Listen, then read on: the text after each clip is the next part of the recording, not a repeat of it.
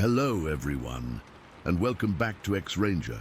Before we begin, I thought it would be interesting if each of you could leave a comment indicating which part of the world you're joining us from.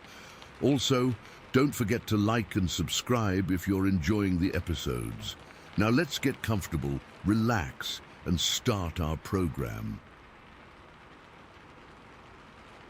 I still have a hard time telling this story, even after all these years. Most people don't believe me.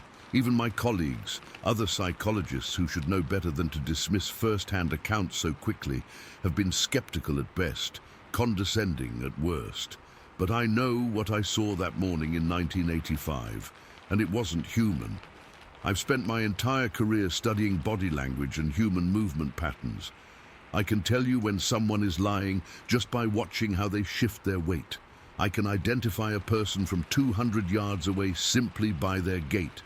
It's not just a professional interest, it's how my brain is wired. I notice these things automatically now, after decades of training and observation. Back then, I had just moved to my property in Elatcha County, Florida. 5 acres of my own land, bordered by thousands of acres of dense, wild Florida forest.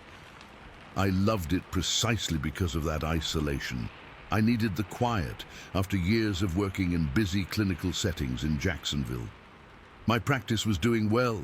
I was publishing regularly in peer-reviewed journals on nonverbal communication, and I had finally saved enough to buy my dream home, a small but comfortable ranch house set back from the road with a wraparound porch where I could drink my morning coffee and listen to the symphony of birds and insects.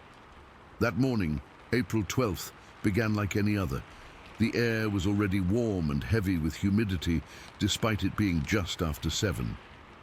Florida springs are beautiful, but they don't waste any time warming up. I decided to take my morning walk before the heat became unbearable. I remember putting on my old blue running shoes, grabbing my water bottle, and heading out the front door. I usually walked a 2-mile loop, down my long driveway to the paved county road, then along that road to where it curved around a stand of cypress trees before heading back. There was hardly any traffic. Maybe 2 or 3 cars would pass me on a busy day. Most mornings, I had the road entirely to myself. About half a mile from my house, the road crossed over a small creek via a concrete bridge. Nothing fancy, just a simple structure allowing the water to flow underneath. The creek itself was never more than a foot or so deep, but it ran year-round, and the area around it was lush with vegetation. Magnolia trees with their giant waxy leaves, sprawling live oaks draped in Spanish moss, red maples and clusters of saw palmettos and sable palms grew densely along its banks. I was about 250 yards from this bridge when I saw it. At first, I thought it was just a patch of moving greenery, perhaps a clump of palm fronds blown by the wind. But then I realized it was crossing the road, moving with purpose from one side of the bridge to the other. It walked upright, and that's what made me stop dead in my tracks. My professional brain immediately kicked into analysis mode. The gait was wrong for a human, all wrong. In my years of studying human movement patterns, I'd catalogued countless variations of how people walk, run, and move. This was fundamentally different. The stride length was too long, the arm swing too pronounced. The center of gravity was shifted forward in a way that would be unstable for a human, but seemed perfectly natural for this being. It moved more like an ape than a person, yet not exactly like any ape I'd studied either. There was a fluidity to its movement, a confident precision that spoke of intelligence and adaptation. And it was tall, at least 7 feet, maybe more. But what truly struck me wasn't just how it moved, it was how it looked. The entire body appeared to be covered in green material, not like clothing, but like it had deliberately attached vegetation to itself. Leaves, large leaves from magnolias perhaps, and what looked like palm fronds from the native sable palms that grow throughout the area. They weren't just randomly stuck on, they seemed to be arranged in an overlapping pattern, almost like a carefully crafted suit. I stood frozen, watching as this green figure reached the other side of the bridge. Then, with shocking agility, It dropped to all fours and slipped over the side of the bridge, disappearing down toward the creek. That's when my shock broke and curiosity took over. I ran forward, my heart pounding so hard I could feel it in my throat. When I reached the bridge, I was breathing heavily, not just from the exertion, but from the adrenaline coursing through me. I looked over the edge where I had seen the creature descend. The creek below was clear and shallow, maybe a foot deep at most, flowing over a sandy bottom dappled with sunlight. I could see every rock, every fallen branch. There was nothing. No disturbance, no tracks, no green figure hiding in the water. It was as if the being had simply vanished. I scrambled down the sloped concrete side of the bridge to the creek bank, my shoes sinking into the soft mud. The vegetation was thick here. Palmetto bushes with their sharp-edged leaves, young cypress trees with knees poking up through the soil, and a tangle of wild grapevines. Perfect cover for something that didn't want to be found. "Hello?" I called out, feeling immediately foolish. Whatever I had seen, it clearly wasn't someone who would answer back casually. Still, I listened intently. The forest had gone quiet. That eerie stillness that often follows when wildlife senses a predator. I waded into the creek, my running shoes instantly soaked. The water was cool against my ankles as I looked in both directions, upstream and down. Nothing. No movement, no sound beyond the soft gurgle of water over rocks. I stood there for a long time, scanning the underbrush on both sides of the creek, trying to make sense of what I had just witnessed. The creature had to have gone somewhere. The creek wasn't deep enough to hide in, which meant it must have moved quickly up or downstream, or into the forest on either side. Finally, I noticed something caught on a cypress knee about 10 feet downstream. I waded toward it, hoping for some evidence that would validate what I'd seen. It was a large magnolia leaf, freshly torn from a tree. The leaf was still green and supple, not dried or decayed as it would be if it had fallen naturally. And there was something else. A strange, musty odor hanging in the air, unlike anything I recognized. Not the typical forest smells of decomposing vegetation or animal musk, but something different, more pungent, almost like wet dog combined with something fermented. I picked up the leaf and turned it over in my hands. There was nothing remarkable about it, except that it seemed out of place this far from any magnolia tree. I looked around and spotted the closest magnolia about 30 yards away. Had the leaf been carried here by the creature I saw? As a scientist, I wanted evidence. I wanted something tangible I could show others. But all I had was a magnolia leaf that could have blown there in a storm, and my own testimony, which, despite my professional credentials, I knew would be met with skepticism at best.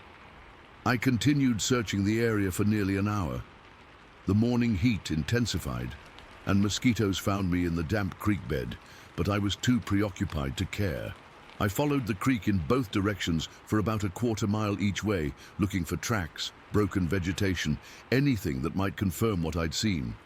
About 200 yards downstream, I found something that made my skin prickle with goosebumps. In a patch of soft mud along the creek bank was a partial footprint. It was large, much larger than my own foot, and had a distinctive non-human shape. The toes were splayed wider than a human's would be, and there was something odd about the ball of the foot that I couldn't quite identify. It wasn't a complete print, just enough to make out its general shape before it disappeared into firmer ground. I had nothing to measure it with except my own hand. When I placed my palm next to it, the print was easily twice as wide. I tried to take a photo with the small camera I sometimes carried on my walks, but the impression was too shallow to show up clearly in the image. By the time I finally headed home, the sun was high overhead and I was drenched in sweat, my clothes mud-stained and torn in places from pushing through thick undergrowth. I felt simultaneously exhilarated and unsettled. What had I seen? The rational part of my brain, the part that had earned me a doctorate and the respect of my peers, kept trying to come up with explanations. Maybe it was someone playing a prank dressed up in some elaborate costume. But the movement patterns were all wrong for a human, costume or not. My entire professional life had been built around analyzing how humans move, and whatever crossed that road did not move like a human being. Could it have been a bear standing on its hind legs? No, bears don't walk that distance upright, and their movement patterns are entirely different.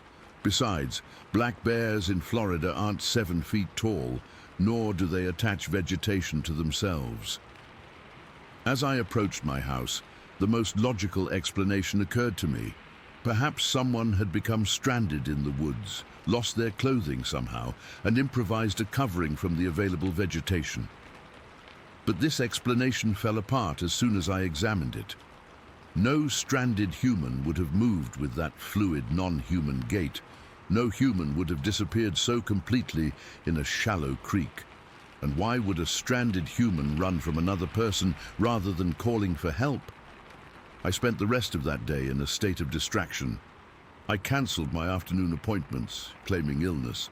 I couldn't focus on anything except what I had seen that morning. I pulled out my reference books, looking up Florida's native wildlife. I searched for any reports of unusual creatures in the area. I even called a colleague who specialized in primatology, carefully framing my questions as research for a patient who claims to have seen something unusual. That evening, I sat on my porch as the sun set, watching the tree line and listening to the night sounds of the forest. The usual chorus of frogs and insects seemed subdued, or perhaps I was just less attuned to them than to any potential human-like sounds that might emerge from the darkness. I didn't sleep much that night. Every creak of the house settling, every rustle of wind in the trees outside my window had me sitting upright, straining to hear. At one point around 2 in the morning, I could have sworn I heard something moving on my porch, a soft, deliberate sound unlike the random noises of the night. I lay frozen in bed, afraid to get up and look, yet equally afraid not to know what was out there. When morning finally came, I went outside to find nothing amiss on the porch. No footprints in the sandy soil around my house, no evidence that anything had been there at all. Yet when I walked to the edge of my property, where the maintained lawn gave way to wild forest, I noticed something that sent a chill through me despite the growing heat of the day. A small cluster of palmetto bushes at the forest edge had been disturbed. Several fronds had been broken off, not haphazardly as if by wind or an animal passing through, but cleanly, deliberately. The breaks were fresh, the exposed inner plant still moist.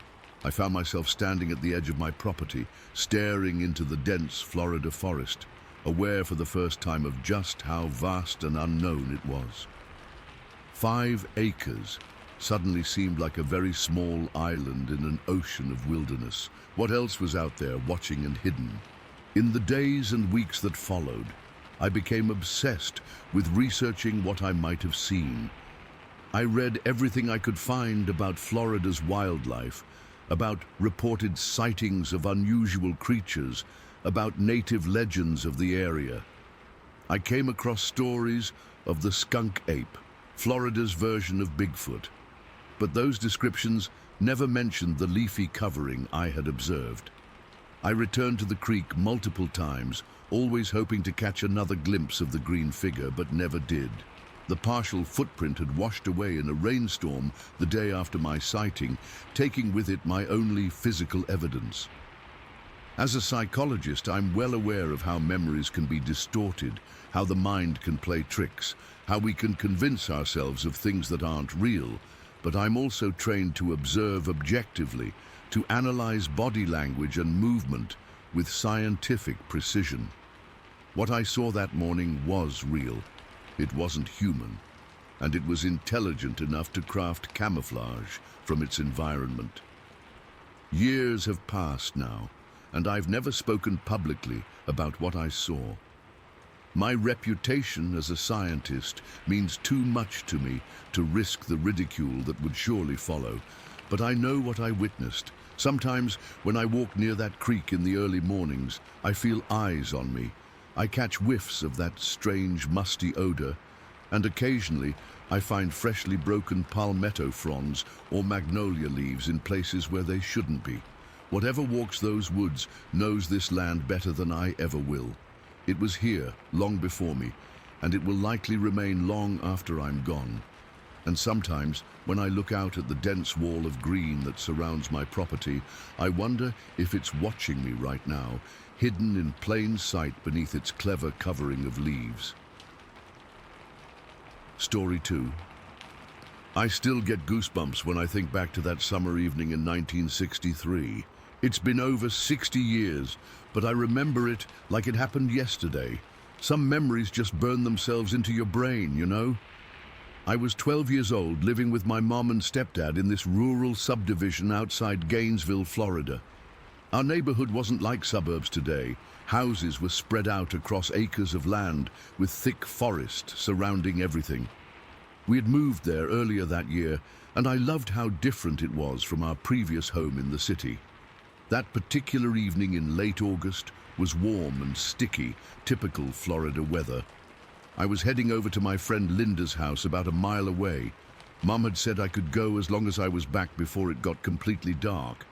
It was around 7 o'clock, and the sun was starting to sink, casting long shadows across the dirt road. I decided to jog most of the way to save time. The dirt and gravel crunched rhythmically under my sneakers as I moved along the road. Back then, I wasn't afraid of being out alone like kids might be today. Everyone knew everyone in our little community, and the scariest thing I'd ever encountered was Mr. Peterson's mean old dog that barked at everything that moved. I was about halfway to Linda's house when I reached this stretch of road where the trees grew really close on both sides.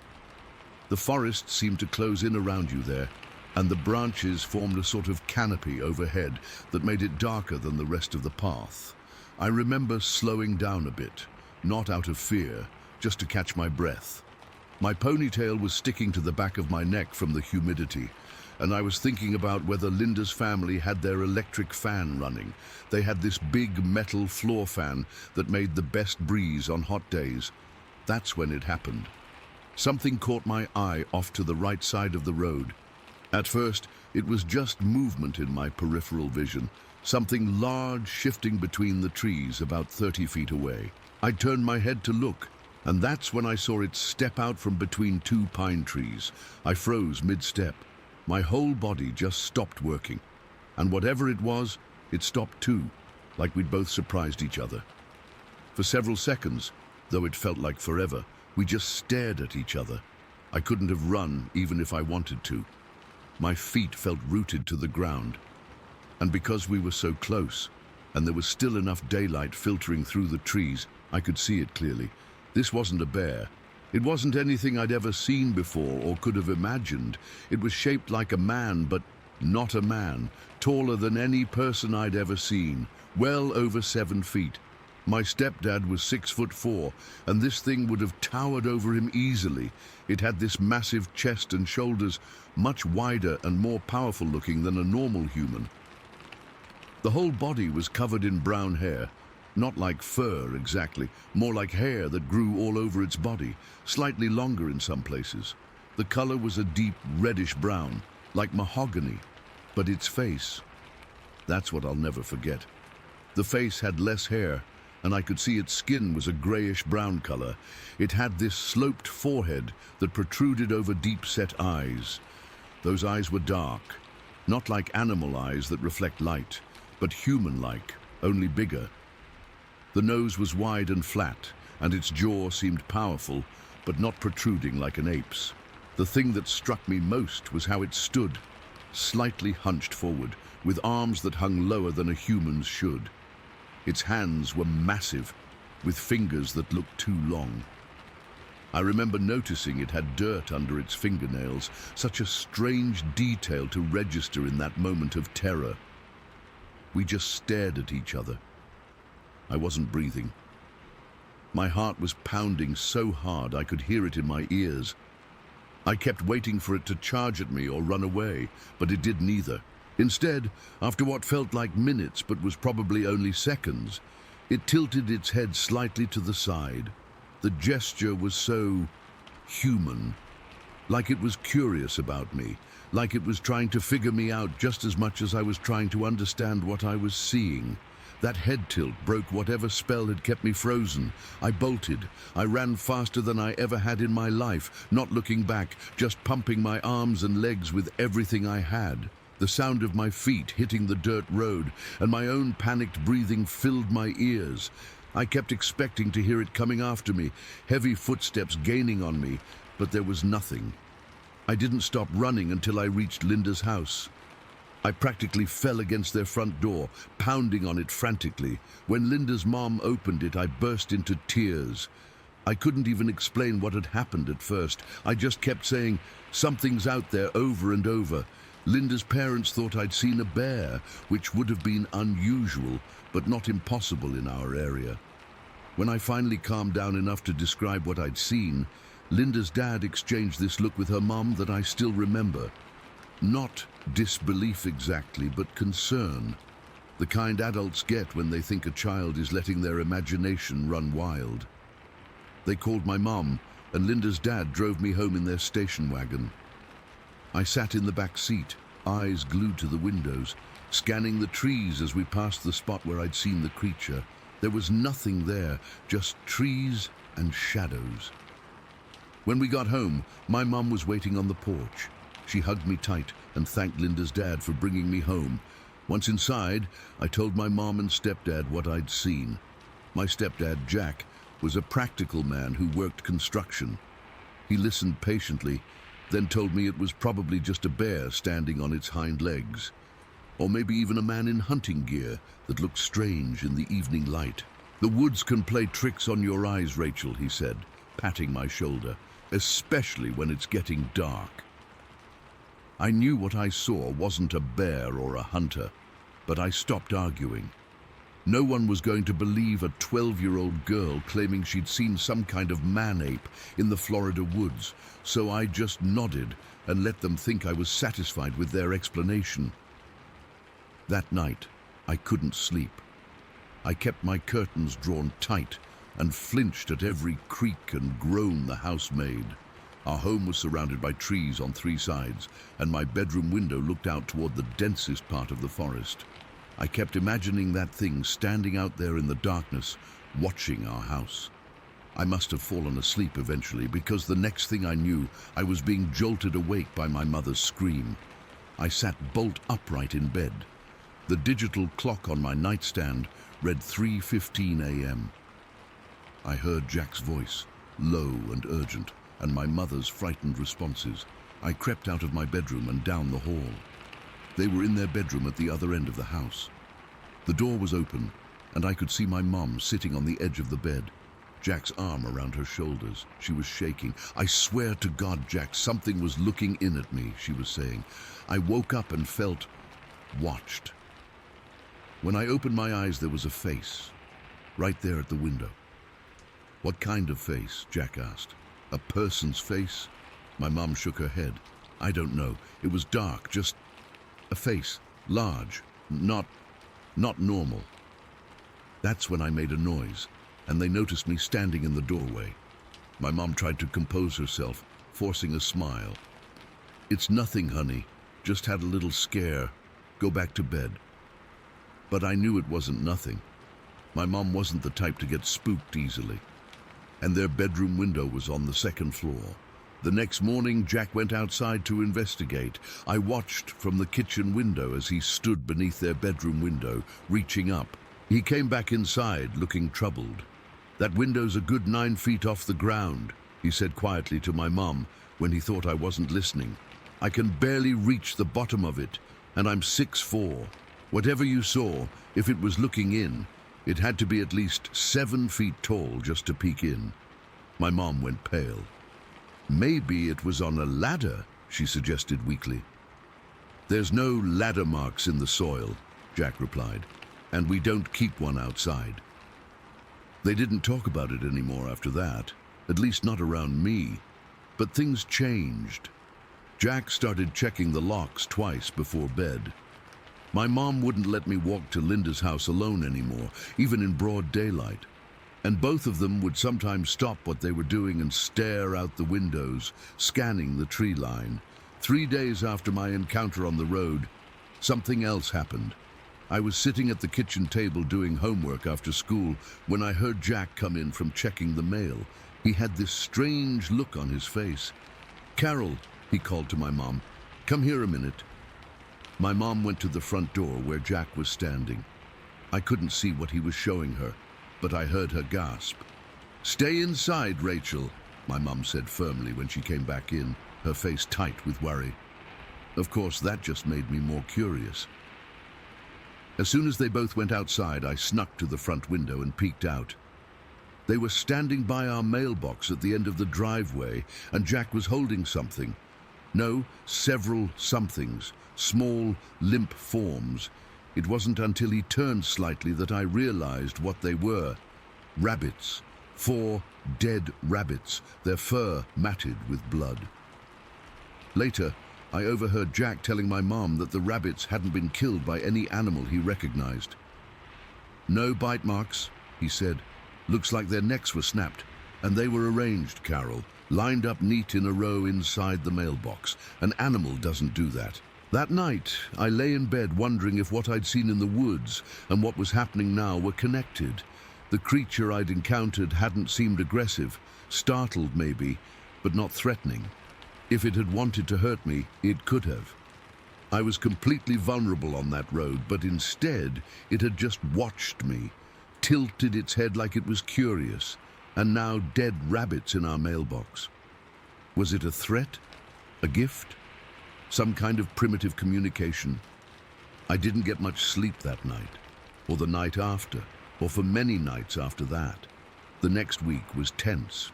Jack bought a shotgun, even though he'd never been a hunter or even owned a gun before. He started patrolling the property perimeter every evening before dark.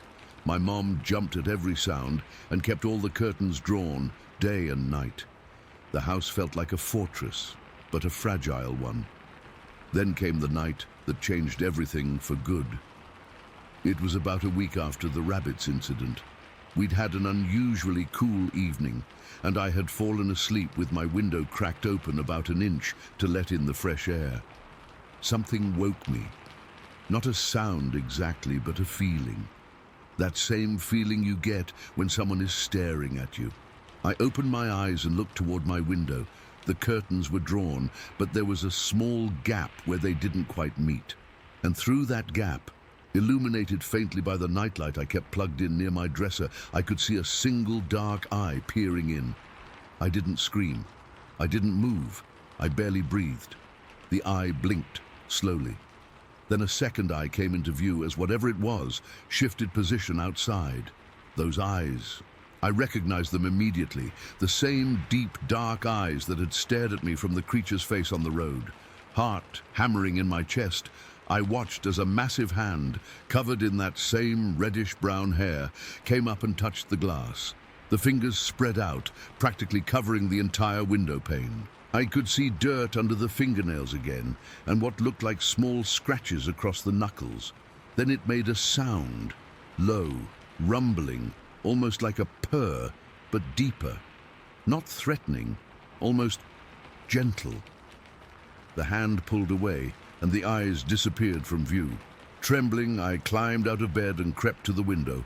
Against every instinct screaming at me to run to my parents' room, I parted the curtains slightly and looked out. There it was, moving away from the house toward the tree line. In the moonlight, I could see it clearly, that massive, powerful frame, the way it walked. Not quite upright like a human, but not on all fours like an ape either. Kind of a loping gait, swinging those long arms. It paused at the edge of the woods and turned, looking back at the house, looking back at me, and then it was gone, disappearing into the darkness between the trees. The next morning, I tried to tell my parents what I'd seen, but they were distracted by something else. Jack had found footprints in the soft soil beneath my window, huge footprints, twice the size of his own feet with 5 distinct toes. He took photos with his Polaroid camera and called the sheriff, When the sheriff came, he looked at the footprints and the photos and just shook his head. "Could be a hoax," he said. "Someone wearing large fake feet to scare you folks." But no one in our area would do something like that, and the footprints led straight into the densest part of the forest where no trails existed. 2 weeks later, we moved. My mum couldn't take it anymore. Jack sold the house for less than he'd paid for it just to get us out quickly. We moved to Jacksonville, where the neighborhoods were closer together and there were no forests pressing in on our backyard.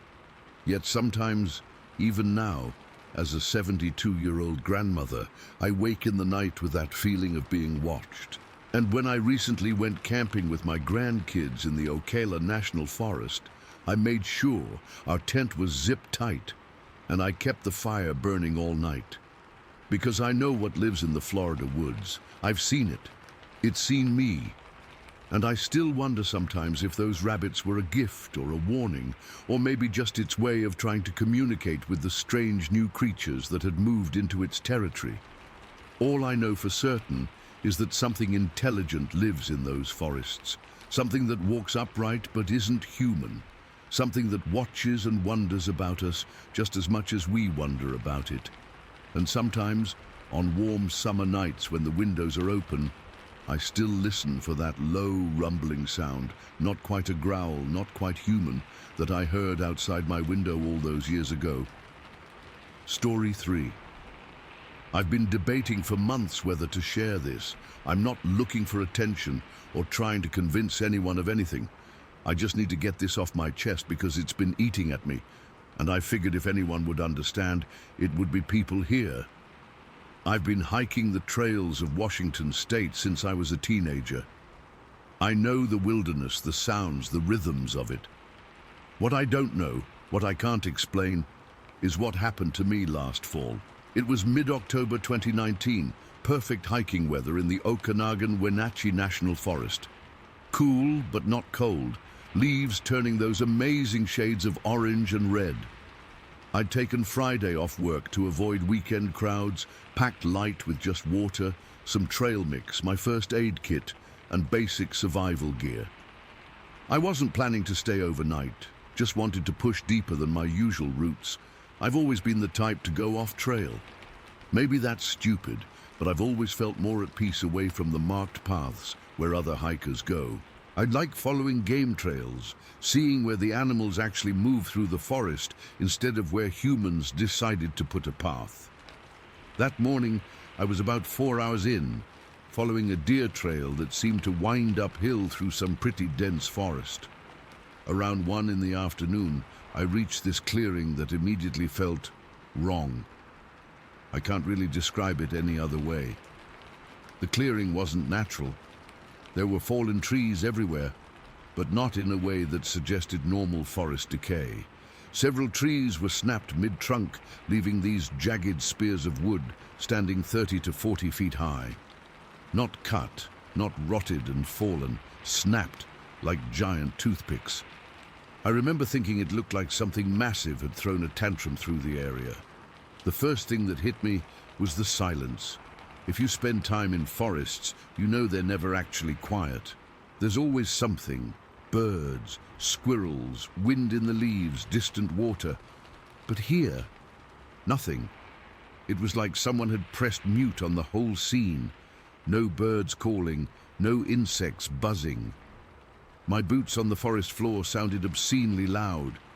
I stopped at the edge of this clearing to drink some water, trying to figure out what caused the tree damage. Storm, maybe? But the brakes didn't look right for wind damage. I was scanning the area, just taking it all in, when something caught my eye about 80 yards across the clearing. There was this massive tree, some kind of old-growth fir that had survived whatever had damaged the others. And sitting on one of its thick branches, maybe 25 feet up, was something. At first glance, I thought bear. Had to be, right? But immediately my brain started rejecting that explanation. It was dark brown, almost black, and definitely furry, but the proportions were all wrong. Bears don't sit like that. This thing was just sitting on the branch, relaxed, one arm casually draped over its knee, not clinging or balancing like a bear would need to, just sitting there like you or I would sit on a bench. My heart started hammering immediately. I froze completely, not even daring to lower my water bottle. The creature hadn't seen me yet, at least I didn't think so. It was looking away, toward the north side of the clearing. I had probably 10 seconds to really look at it before my presence registered. Its back was huge, broad, with muscle definition visible even through thick fur. The shoulders were massive, sloping down to arms that seemed disproportionately long, hanging loosely as it sat. The fur wasn't uniform, darker along the back and shoulders, slightly lighter on the arms. Then it turned its head slightly, not toward me, just adjusting its gaze, and I got a partial view of its face.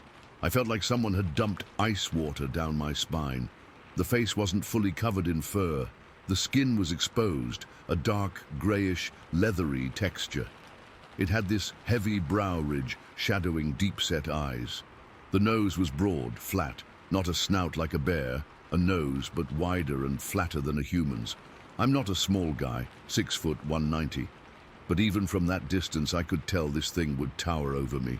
Sitting down on a branch 25 feet up a tree, and its proportions still looked massive. 7, maybe 8 feet tall if it stood up. The muscles in its shoulders and back shifted under the fur as it moved, and all I could think was, that's not a costume. You can't fake that kind of fluid movement. For about 30 seconds I just stood there, completely frozen. Part of me wanted to run, but every instinct I had said that would be the worst possible thing to do. The creature seemed completely aware of everything around it, yet strangely calm, like it was keeping watch, surveying its territory. Then it shifted position, adjusting its weight on the branch, and I saw more of its profile. Its arms had to reach past its knees even while seated. The hands were large, with visible fingers, not paws, definitely not paws. And then it happened. It turned its head in my direction. Not fully, just enough that I couldn't tell if it had spotted me or was just scanning the area. I remember my legs going completely weak, like they might give out. I was standing completely still, barely breathing, my water bottle still stupidly halfway to my mouth. But then it looked away again, seemingly uninterested in whatever it may have seen or sensed. Maybe the wind was in my favor. Maybe it just didn't consider me a threat. I don't know. What I do know is that it gave me the chance I needed. I started backing away, one tiny step at a time. I kept my eyes fixed on it the whole time, terrified it would suddenly turn and look straight at me. It didn't. It just sat there, occasionally shifting position, sometimes looking at something I couldn't see on the other side of the clearing. It took me maybe 5 minutes to back up about 20 feet to where the brush was thicker. Every step felt like it might be the one where I'd snap a twig, where it would finally notice me. My mouth was completely dry despite the water I'd been about to drink. My legs were shaking so badly I had to lock my knees to stay upright. When I finally reached thicker cover, I turned and started walking away as quietly as I could, fighting every urge to sprint. I kept expecting to hear movement behind me, heavy footsteps, something crashing through the forest after me. Nothing came. Just that unnatural silence. I didn't start actually running until I was at least half a mile away. And then I ran like I've never run before, stumbling over roots, scratching my arms on branches, not even caring about the noise I was making. I just needed to put as much distance between me and that clearing as possible. It took me 3 hours to get back to my car. I kept looking over my shoulder the whole time, convinced I was being followed. The forest had slowly come alive again the further I got from that clearing. Birds calling, squirrels chattering, the normal sounds returning. But to me, every rustle sounded like something massive moving just out of sight. Every shadow between trees looked like a giant silhouette. When I finally reached my car, I was drenched in sweat, my legs burning from overexertion. I'd pushed myself way too hard in my panic. I got in, locked the doors, and just sat there shaking for about 20 minutes before I could even put the key in the ignition. I didn't take a picture. I know that's the first thing people ask, and I wish I had some proof. But in that moment, the absolute last thing on my mind was pulling out my phone. All I could think about was not being seen, not provoking whatever that thing was, not becoming a statistic, another mysterious disappearance in the national forest. I haven't told many people about this. My girlfriend thinks I saw a bear, and my brain played tricks on me. My best friend jokingly calls me Bigfoot now when we've had a few beers, but I know what I saw. I keep thinking about how it was using that tree as a vantage point. That suggests intelligence, strategy. It wasn't just wandering around hoping to find food. It was deliberately positioned with a clear view of the area, watching, waiting. For what? I don't know. I've been back to Okanagan since then, but I stay on the main trails now. Sometimes when I'm hiking and the forest gets unusually quiet, I feel the hair stand up on the back of my neck. I find myself scanning the trees, looking up instead of around, because now I know they're not just on the ground, they're in the trees too, watching from above where no one thinks to look. The thing that still haunts me isn't just what I saw, it's what I felt. When you're in the presence of something that shouldn't exist, something that completely shatters your understanding of the world, it changes you.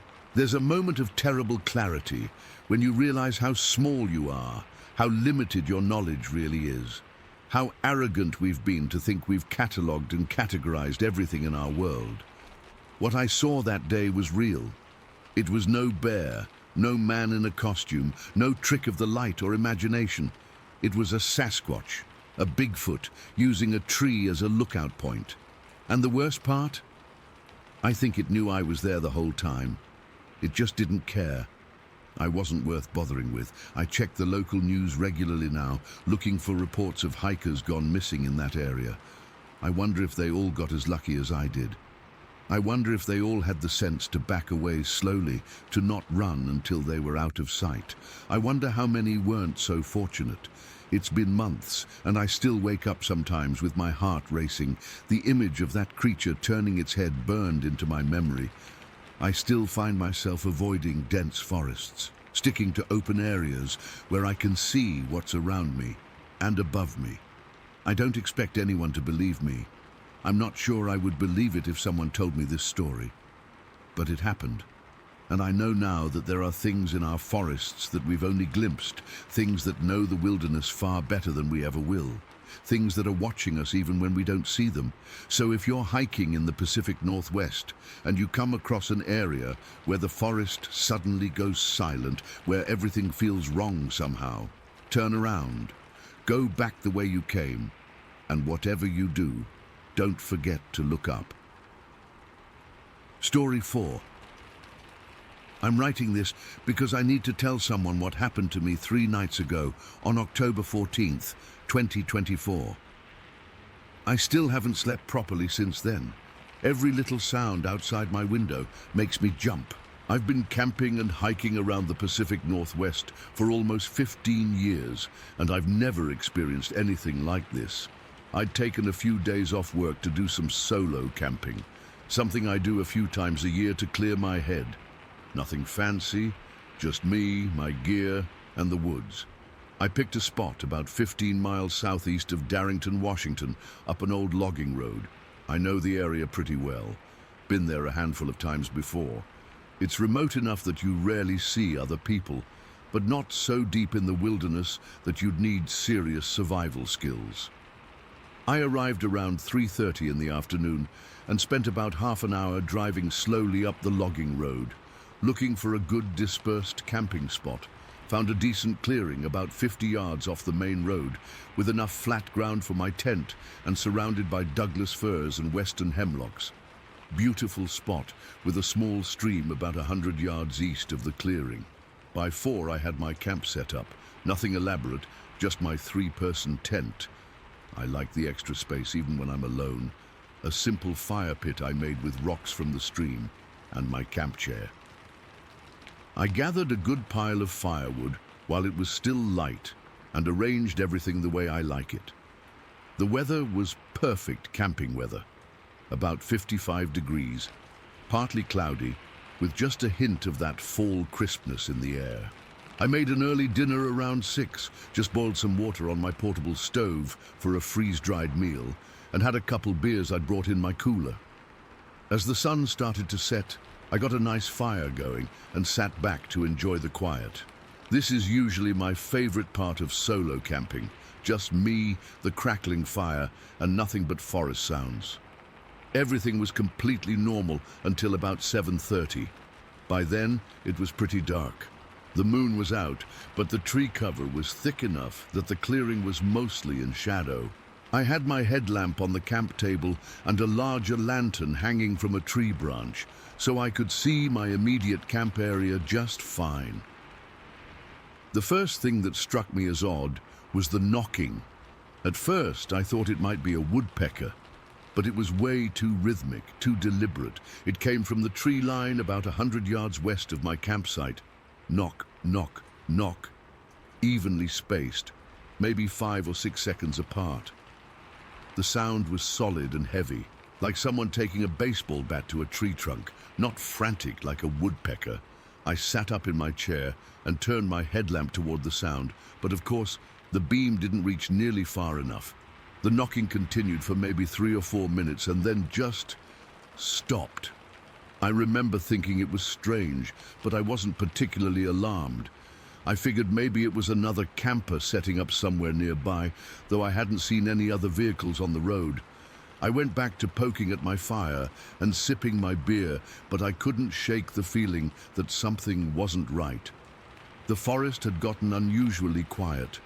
Normally at night, you hear all kinds of sounds: owls, the rustling of small animals in the underbrush, the wind in the trees. But everything had gone dead silent, except for the crackling of my fire. About 20 minutes after the knocking stopped, so around 8 o'clock, I heard what I can only describe as heavy footsteps approaching from behind my campsite, from the north. Not like a deer or even a bear. Those have a certain four-legged rhythm to them. These were slow, deliberate steps, with the unmistakable cadence of something walking on 2 legs. My heart started racing immediately. I stood up, grabbed my flashlight, a big mag light that I always bring camping, and pointed it in the direction of the sound. "Hello?" I called out. "Someone there?" No response. The footsteps stopped. I called out again, louder this time. "Hey, I've got a campsite here. You looking for a spot to camp?" There's still nothing. But the footsteps didn't resume either. Whatever it was just stood there, just outside the range of my flashlight. I swung the beam back and forth, but couldn't see anything beyond the thick undergrowth at the edge of the clearing.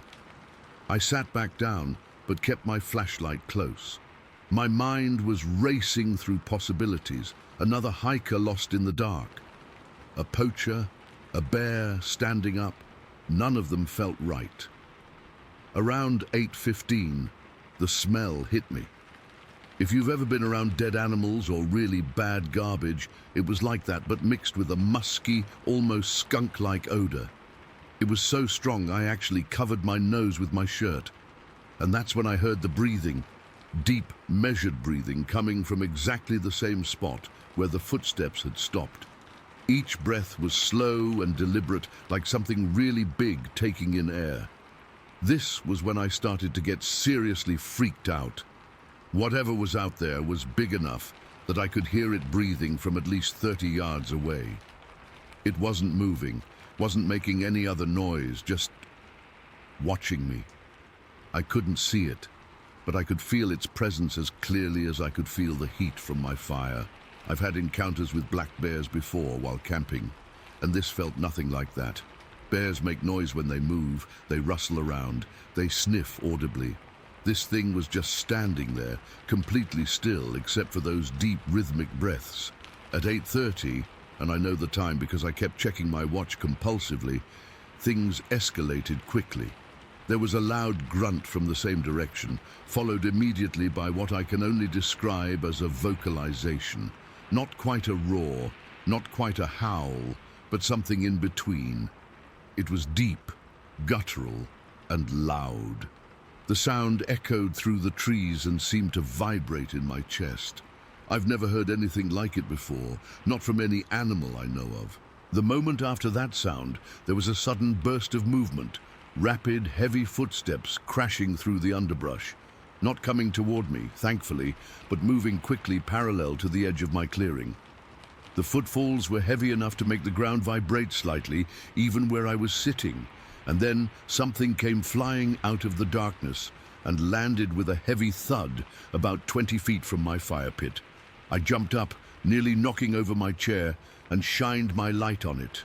It was a branch, probably about 3 feet long and as thick as my wrist. It hadn't fallen from a tree above. It had been thrown from the darkness with enough force to clear a good 30 yards of distance.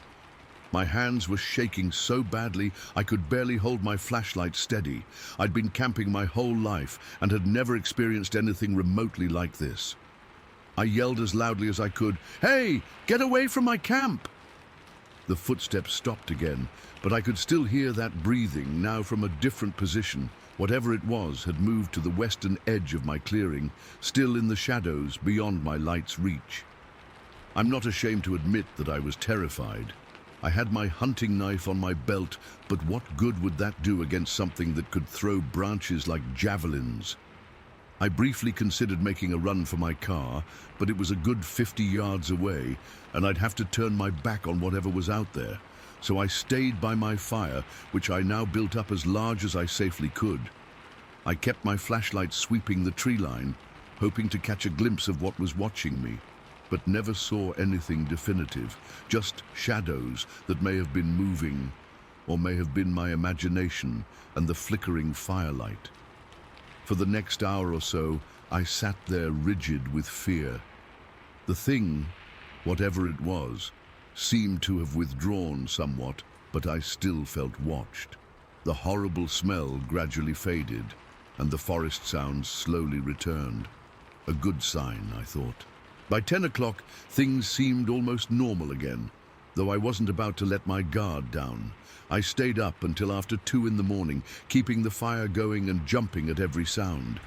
Eventually, exhaustion took over, and I moved into my tent, though I kept my flashlight and knife right next to me. I must have dozed off at some point, because the next thing I knew, early morning light was filtering through my tent. I was out of my sleeping bag in an instant, heart pounding again. But outside, everything looked perfectly normal. The morning was clear and cool, birds were chirping, and there was no sign of the previous night's visitor. Once I'd calmed down a bit, I decided to look around. I walked carefully around the perimeter of my clearing, scanning the ground, and that's when I saw them. Footprints. Not human footprints, not bear prints, but something else entirely. They were pressed into the soft dirt at the edge of the clearing, exactly where I'd heard the footsteps stop. Massive impressions, easily 15 inches long and about 7 inches wide. They were clearly bipedal prints, with 5 distinct toe impressions at the front of each one. I found a series of them, spaced about 4 feet apart, an impossible stride length for a human. My hands were shaking again as I took pictures with my phone. I put my own boot, size 11, next to one for scale, and it looked tiny by comparison.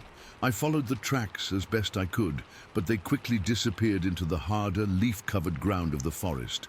But about 30 yards into the trees, I found something else that made my blood run cold.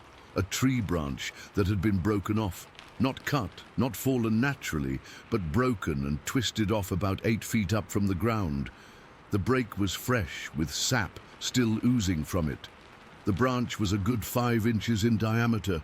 It would take tremendous strength to break it like that.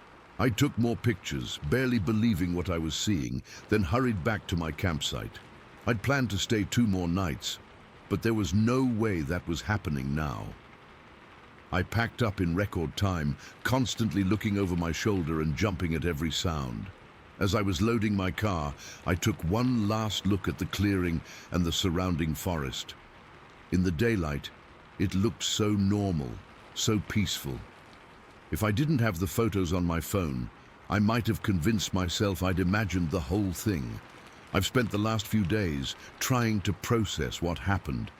I've shown the footprint photos to a couple of close friends, and their reactions have ranged from fascination to skepticism.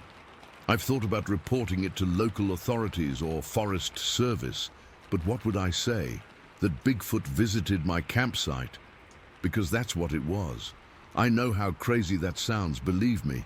I've always been skeptical of Bigfoot stories myself, but after what I experienced, the knocking, the smell, that incredible vocalization, the footprints, I don't know what else it could have been.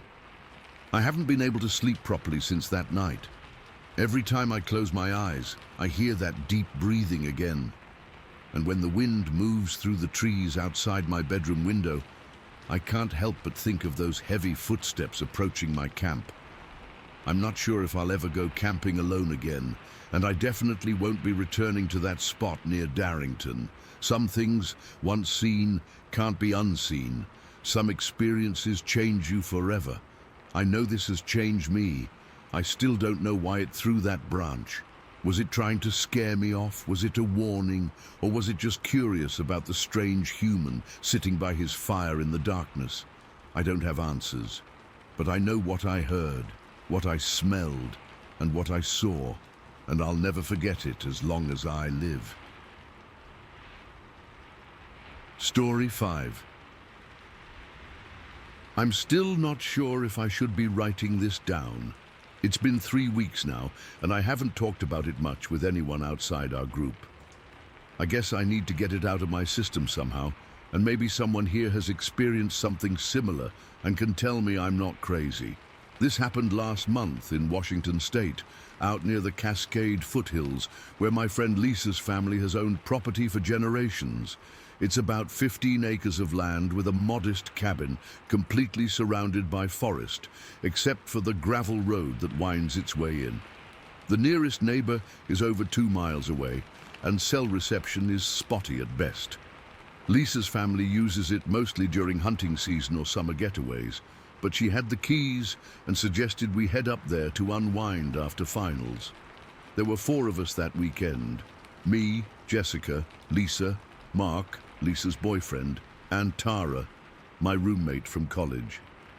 We'd all been stressed with end-of-semester work and planned to just relax, drink a few beers, and enjoy being away from everything for a night. Nothing crazy, just a break from reality. We arrived at the property around 7 in the evening. It was early May, still light out but getting dimmer by the minute. The first thing that struck me was how quiet it was compared to the city. No traffic sounds, no distant sirens, nothing but birds and the occasional rustle of wind through the trees. Lisa got us settled in the cabin. It's pretty bare bones, just a main room with a kitchenette, 2 small bedrooms, and a bathroom with questionable plumbing. But it was clean and comfortable enough. Mark suggested a bonfire, which sounded perfect. There was a dedicated fire pit about 50 yards from the house, this little clearing with some lawn chairs permanently arranged around it. The tree line began about 30 feet beyond that, forming this perfect semicircle of darkness that would grow as the sun set. I remember thinking how the trees seemed to be watching us even then, which sounds ridiculous now, but that feeling never really went away the entire evening. We gathered firewood from the pile near the shed, got the fire going around 9, and settled in with our drinks. The night was clear, and as it got darker, you could see so many stars, way more than what's visible in the city. There was a half moon, providing just enough light that we could make out the silhouettes of the trees and each other's faces across the fire. It was perfect. For the first couple of hours, everything was normal. We talked about school, relationships, future plans, all that typical stuff. Mark was telling this long story about his professor who'd been caught plagiarizing his own research, and we were all laughing probably louder than we should have been, considering how sound carries out there. I remember checking the time on my phone around 11:30 and noticing I had 0 bars of service. I mentioned it to Lisa, who just shrugged and said, "That's why we come out here." It was shortly after that when things started getting weird.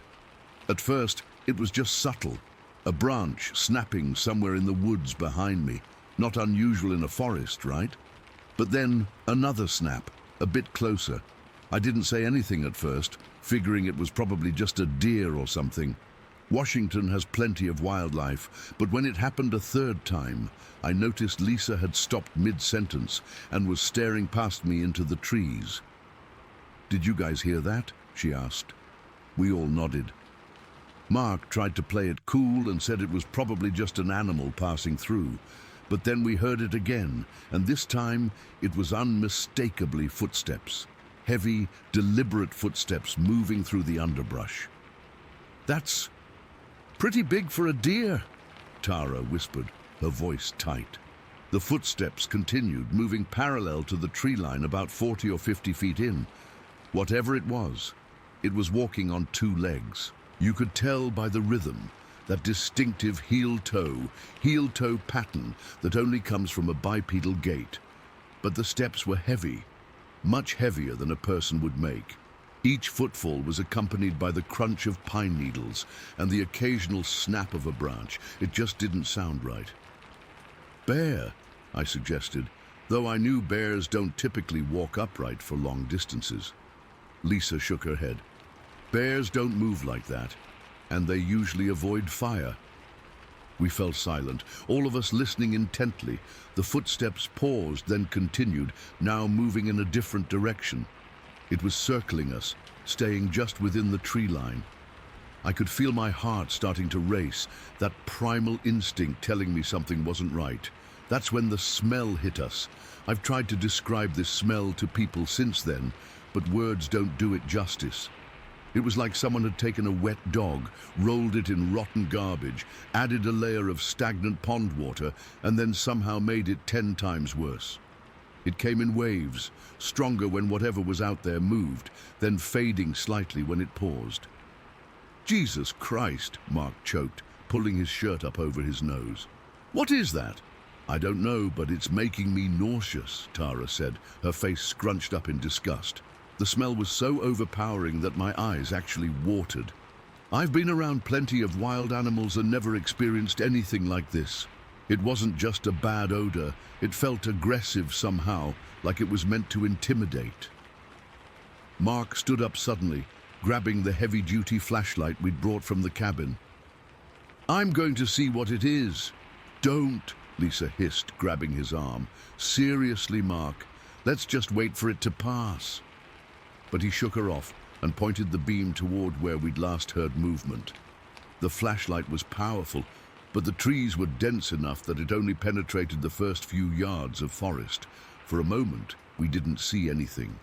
Then I saw them. Eyes. 2 large, round eyes reflecting the light with a yellowish-green glow. They were positioned at least 7 feet off the ground, maybe higher. They blinked once, slowly, and then whatever it was moved slightly, breaking the beam's contact. "Did you see that?" I whispered, my voice shaking. "Yeah," Mark said, his earlier bravado completely gone. "What the hell was that?" Before anyone could answer, a loud sound echoed from deeper in the forest to our right. It was like someone had taken a baseball bat and smacked it hard against a tree trunk, a sharp, deliberate knock. We all jumped, and Lisa actually let out a small yelp. Then, the most chilling thing happened. From the opposite direction, maybe 100 yards away, came an answering knock. The exact same sound, like a perfect reply. Then a third knock from yet another direction. "They're surrounding us," Tara whispered. The realization that there was more than one of whatever was out there hit us all at the same time. I could see it in their faces. The same dawning horror I was feeling. We were being circled, possibly herded, by multiple creatures that were clearly communicating with each other. "We need to go back to the cabin," Lisa said firmly. "Now!" No one argued. Mark started kicking dirt onto the fire while I gathered our drinks in the small cooler we'd brought. Tara was frozen in place, staring into the darkness, until I physically pulled at her arm. "Don't run!" Lisa instructed as the fire dimmed. "Just walk quickly and stay together." We formed a tight group and started moving toward the cabin. Mark leading the way with the flashlight. I was at the back, and I couldn't shake the feeling that something was right behind me, just waiting for me to turn around.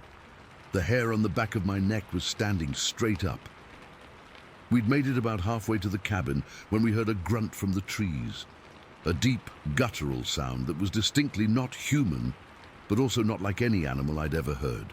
It was followed by the loudest branch snap yet, like something massive had moved suddenly through the underbrush. That's when our composure broke. Without a word, we all started running toward the cabin. I could hear heavy footsteps paralleling us in the forest, keeping pace easily.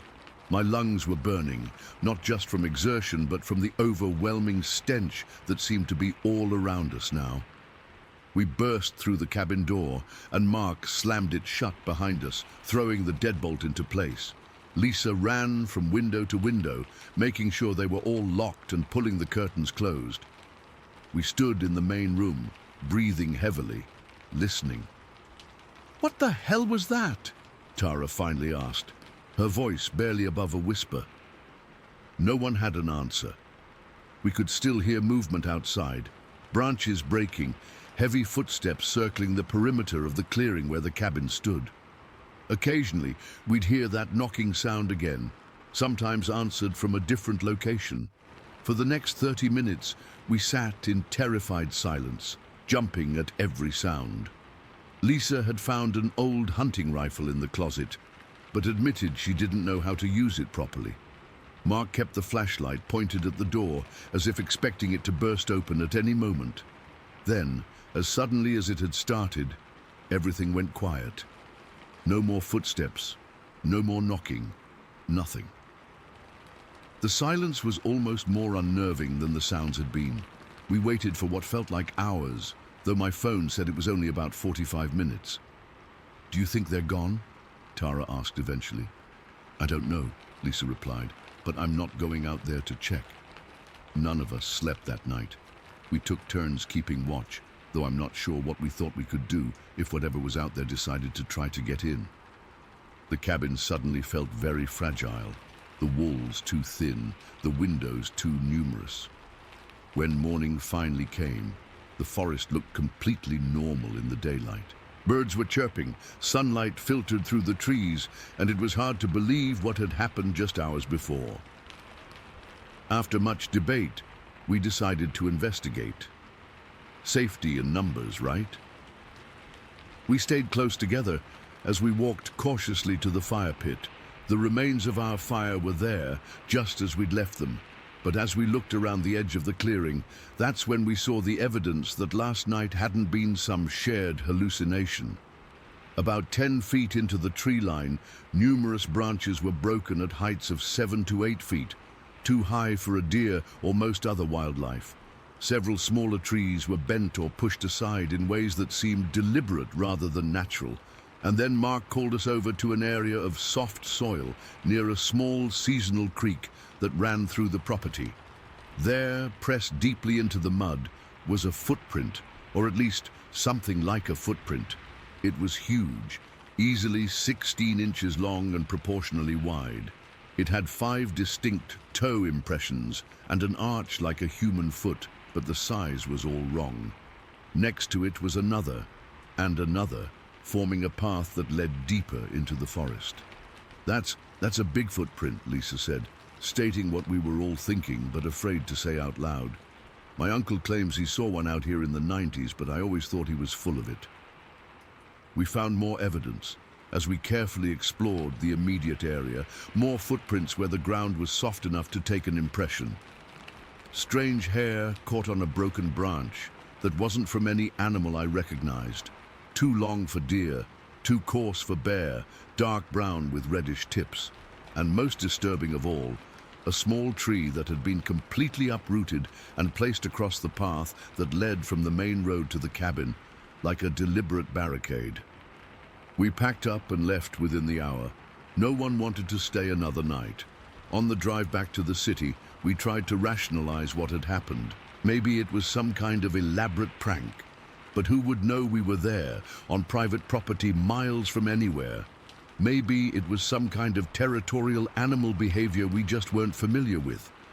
But nothing explained the knocking, the coordinated movements, the sheer intelligence behind whatever was watching us. I've spent hours since then researching Bigfoot encounters in Washington state. There are thousands of reports, many from the exact region where Lisa's property is located. The descriptions match what we experienced: the wood knocking, the overwhelming smell, the way they seem to work together to surround people. There are even theories that they use infrasound to induce fear, which would explain the intense feeling of dread we all shared. I don't know what to believe anymore. I was never someone who gave any thought to cryptids or monsters in the woods. But I know what I experienced. I know what I saw, what I heard, what I smelled. Something intelligent was in those woods that night, watching us, communicating about us, maybe even trying to intimidate us away from their territory. Lisa says her family has owned that property for 3 generations, and there have always been stories, areas of the forest that don't feel right. Tools going missing from the shed, strange sounds in the night. They've always just shrugged it off as the quirks of owning woodland property. I haven't been back, and I'm not sure I ever will be, but sometimes when I'm falling asleep at night, I swear I can hear that knocking sound in the distance. And I still can't get that smell out of my nose, like it somehow followed me home. Story 6. I've been hesitating to share this for almost a year now, but I need to get it off my chest. I've replayed the events of August 14th, 2023 in my head countless times, questioning what I saw, but I know what I witnessed was real. I'm a pretty experienced outdoorsman. Been fishing and hunting in the Pacific Northwest for over 20 years now. I know the difference between a black bear, a grizzly, and even a moose from a distance. What I saw that morning wasn't any of those. Lake Sawyer has always been my go-to spot when I need to clear my head. It's about 3 hours from my house, tucked away in the northern part of Washington state. Not many people know about it, and those who do usually don't make the trek because it's a pain in the ass to reach. No proper road leads there, just an old logging trail that my truck barely manages to navigate, followed by a mile hike through dense forest. I've always preferred it that way. The fewer people, the better the fishing. That Monday morning I left my house around 4 a.m. Had my coffee in a thermos, my tackle box, and my lucky fishing rod, the one my dad gave me before he passed. The weather was perfect. Clear skies, about 65 degrees, with a light breeze. The kind of morning that makes you glad to be alive. I reached the trailhead just as the sky was turning that pre-dawn blue. Parked my truck, grabbed my gear, and started the hike to the lake. The forest was quiet, except for the occasional bird call and my boots crunching on the trail. I remember feeling particularly good that morning. The previous week had been stressful at work, and I was looking forward to a day of peace on the water. I reached the lake just after sunrise, around 6:30. The mist was still rising off the water, giving the whole place this dreamlike quality. I set up my spot on the eastern shore, the same spot I always use because there's a fallen log that makes a perfect seat. I put my backpack down, set up my rod, and within 20 minutes, I had my line in the water. The first hour was pretty uneventful. I caught a small trout, released it, and was just enjoying the solitude. I hadn't seen another soul all morning, which wasn't unusual for this lake, especially on a Monday. I remember taking a sip of my coffee and looking across the lake, thinking how damn lucky I was to have this place all to myself. That's when I noticed the movement.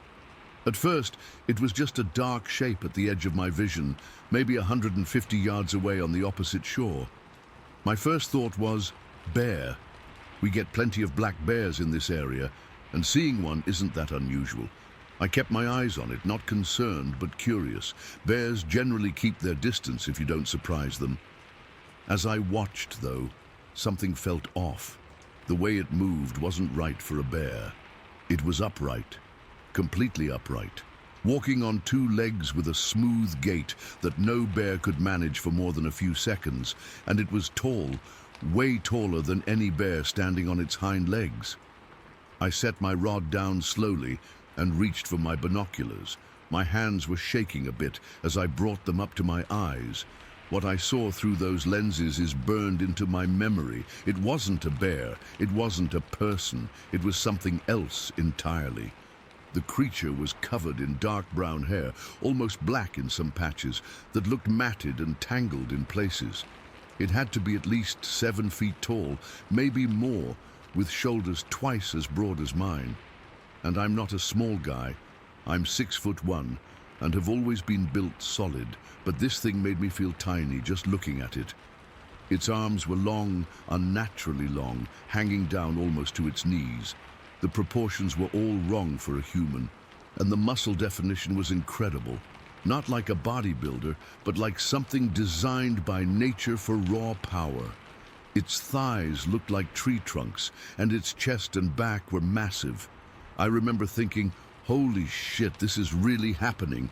As I watched it walk to the edge of the lake, my heart was hammering in my chest so hard I could feel it in my throat. I wanted to look away, to convince myself I was seeing things, but I couldn't tear my eyes away. The creature crouched down at the water's edge, and that's when I got a better look at its face. It had this pointed head that seemed to sit directly on its shoulders, no neck that I could see. The brow was prominent, jutting out over deep-set eyes that I couldn't make out clearly from that distance. Its nose was flat against its face, and its mouth seemed larger than a human's. For a moment, it just stayed there, crouched by the water, completely still. Then it started to do something I never expected. It began reaching into the water with one of those massive hands. I focused my binoculars as best I could with my shaking hands and realized it was catching something. Frogs. It was catching frogs from the shallows and eating them. The precision of its movements was startling. Those long fingers would dart into the water and come out with a frog almost every time. I could see the fingers clearly now. They ended in what looked like blackish skin or nails. Not claws exactly, but definitely not human fingernails either. Each time it caught a frog, it would bring it directly to its mouth. No hesitation, no inspection, just catch and eat. There was something both fascinating and terrifying about watching this massive creature performing such a delicate task with those huge hands. I stayed frozen in place, barely breathing, afraid that any movement might alert it to my presence. I was downwind, thankfully, and it seemed completely focused on its meal. But even knowing it hadn't noticed me, my body was rigid with fear, primal fear, the kind that makes your skin prickle and your mouth go dry. For what must have been 10 to 15 minutes, I watched this creature, this Sasquatch, Bigfoot, whatever you want to call it, methodically catching and eating frogs. It showed no signs of aggression or frustration, just patient, deliberate movements. In a bizarre way, it seemed peaceful. Then, apparently satisfied, it stood up to its full height again. It looked around slowly, not nervously, but alertly, like it was taking in its surroundings. For a heart-stopping moment, I thought it looked in my direction, and I ducked down slightly behind the log I was sitting on. When I dared to look again through the binoculars, it was turning away, walking back toward the tree line with that same smooth, upright gait. I watched until it disappeared into the dense forest on the other side of the lake. Even after it was gone, I sat there, unable to move for what felt like an eternity. My coffee had gone cold beside me. My fishing line had drifted to shore, forgotten. Eventually, I snapped out of it enough to realize I should have taken a photo. My phone was in my backpack, just a few feet away. But I'd been so transfixed that the thought hadn't even crossed my mind until it was too late. That's one of the things that bothers me most when I think back on it. I have no proof of what I saw except my own memory. After about 20 minutes of sitting there, processing what had happened, I tried to calm down enough to continue fishing. I told myself it was gone, that it had shown no interest in me, that I was safe. But my hands wouldn't stop shaking, and every sound in the forest suddenly seemed significant. Was that just a squirrel in the underbrush? Or was something larger moving around? Was that distant crack a falling branch, or something else? I fished for another hour, partly because I was afraid to move through the forest to get back to my truck, and partly because I was hoping against hope that it might return so I could get proof this time. But it didn't come back, and I didn't hear any unusual sounds. No howls or screams or wood knocks, like you hear people talk about in Bigfoot stories. As the morning wore on and nothing else happened, I started second-guessing myself. Had I really seen what I thought I saw? Could it have been a person in some kind of costume? But who would trek all the way out to this remote lake just to put on a show for potentially no audience? And the movements were too natural, too fluid for any costume I've ever seen. Around 11, I packed up my gear and started the hike back to my truck. Every step of that mile-long trail, I felt like I was being watched. I kept looking over my shoulder, scanning the tree line, listening intently for any sound that didn't belong. But the forest seemed normal. Birds were singing, squirrels were chattering. If there was something out there following me, it was being incredibly stealthy. When I finally reached my truck, I threw my gear in the back and got the hell out of there. The drive home was a blur. My mind kept replaying what I'd seen, analyzing every detail, trying to make sense of it. Here's the thing that's been bothering me for months now. I've been going to Lake Sawyer for years, at least 4 or 5 times each summer, and in all that time, I've never seen anything like this. But now that I think back, there have been moments, unexplained sounds, feelings of being watched, that I always brushed off. I remember 3 years ago I was camping at the lake overnight, and I heard these strange knocking sounds after dark, like someone hitting a tree with a stick, but in a pattern. At the time, I figured it was just another camper somewhere along the shore that I couldn't see. And there have been times when I've heard distant howls that didn't sound quite like wolves or coyotes. Deeper, more resonant somehow. I always told myself it was just sound carrying strangely over the water. Now I wonder if what I saw that August morning has always been there, watching me as I fished, keeping its distance until that day when our paths finally crossed in a way I couldn't ignore. I haven't been back to Lake Sawyer since that day. Part of me wants to go back, to see if it's still there. Maybe get the proof I failed to get the first time, but another part of me, the part that felt that primal fear when I saw it, is reluctant to push my luck. It didn't show any aggression toward me, but that doesn't mean it wouldn't if it felt threatened or cornered. I've told a couple of close friends about what happened, but I can see the skepticism in their eyes when I talk about it. Can't blame them. I'd probably react the same way if our positions were reversed. That's why I finally decided to share this here, where people might actually believe me, or at least take me seriously. I know what I saw. It wasn't a bear, it wasn't a person, and it wasn't my imagination. It was something else, something that isn't supposed to exist according to science, but was right there in front of me, eating frogs at the edge of a lake in the northern Washington wilderness. I've spent hours online since that day, reading about other people's experiences with Bigfoot sightings. Some of them match what I saw almost exactly: the height, the build, the behavior. It makes me feel less crazy knowing I'm not the only one who's seen something like this, but it also raises more questions than answers. How many of these creatures are out there? How have they remained hidden for so long? And why did this one choose to show itself to me on that particular morning? I keep coming back to the way it moved, so deliberate, so at ease in its environment.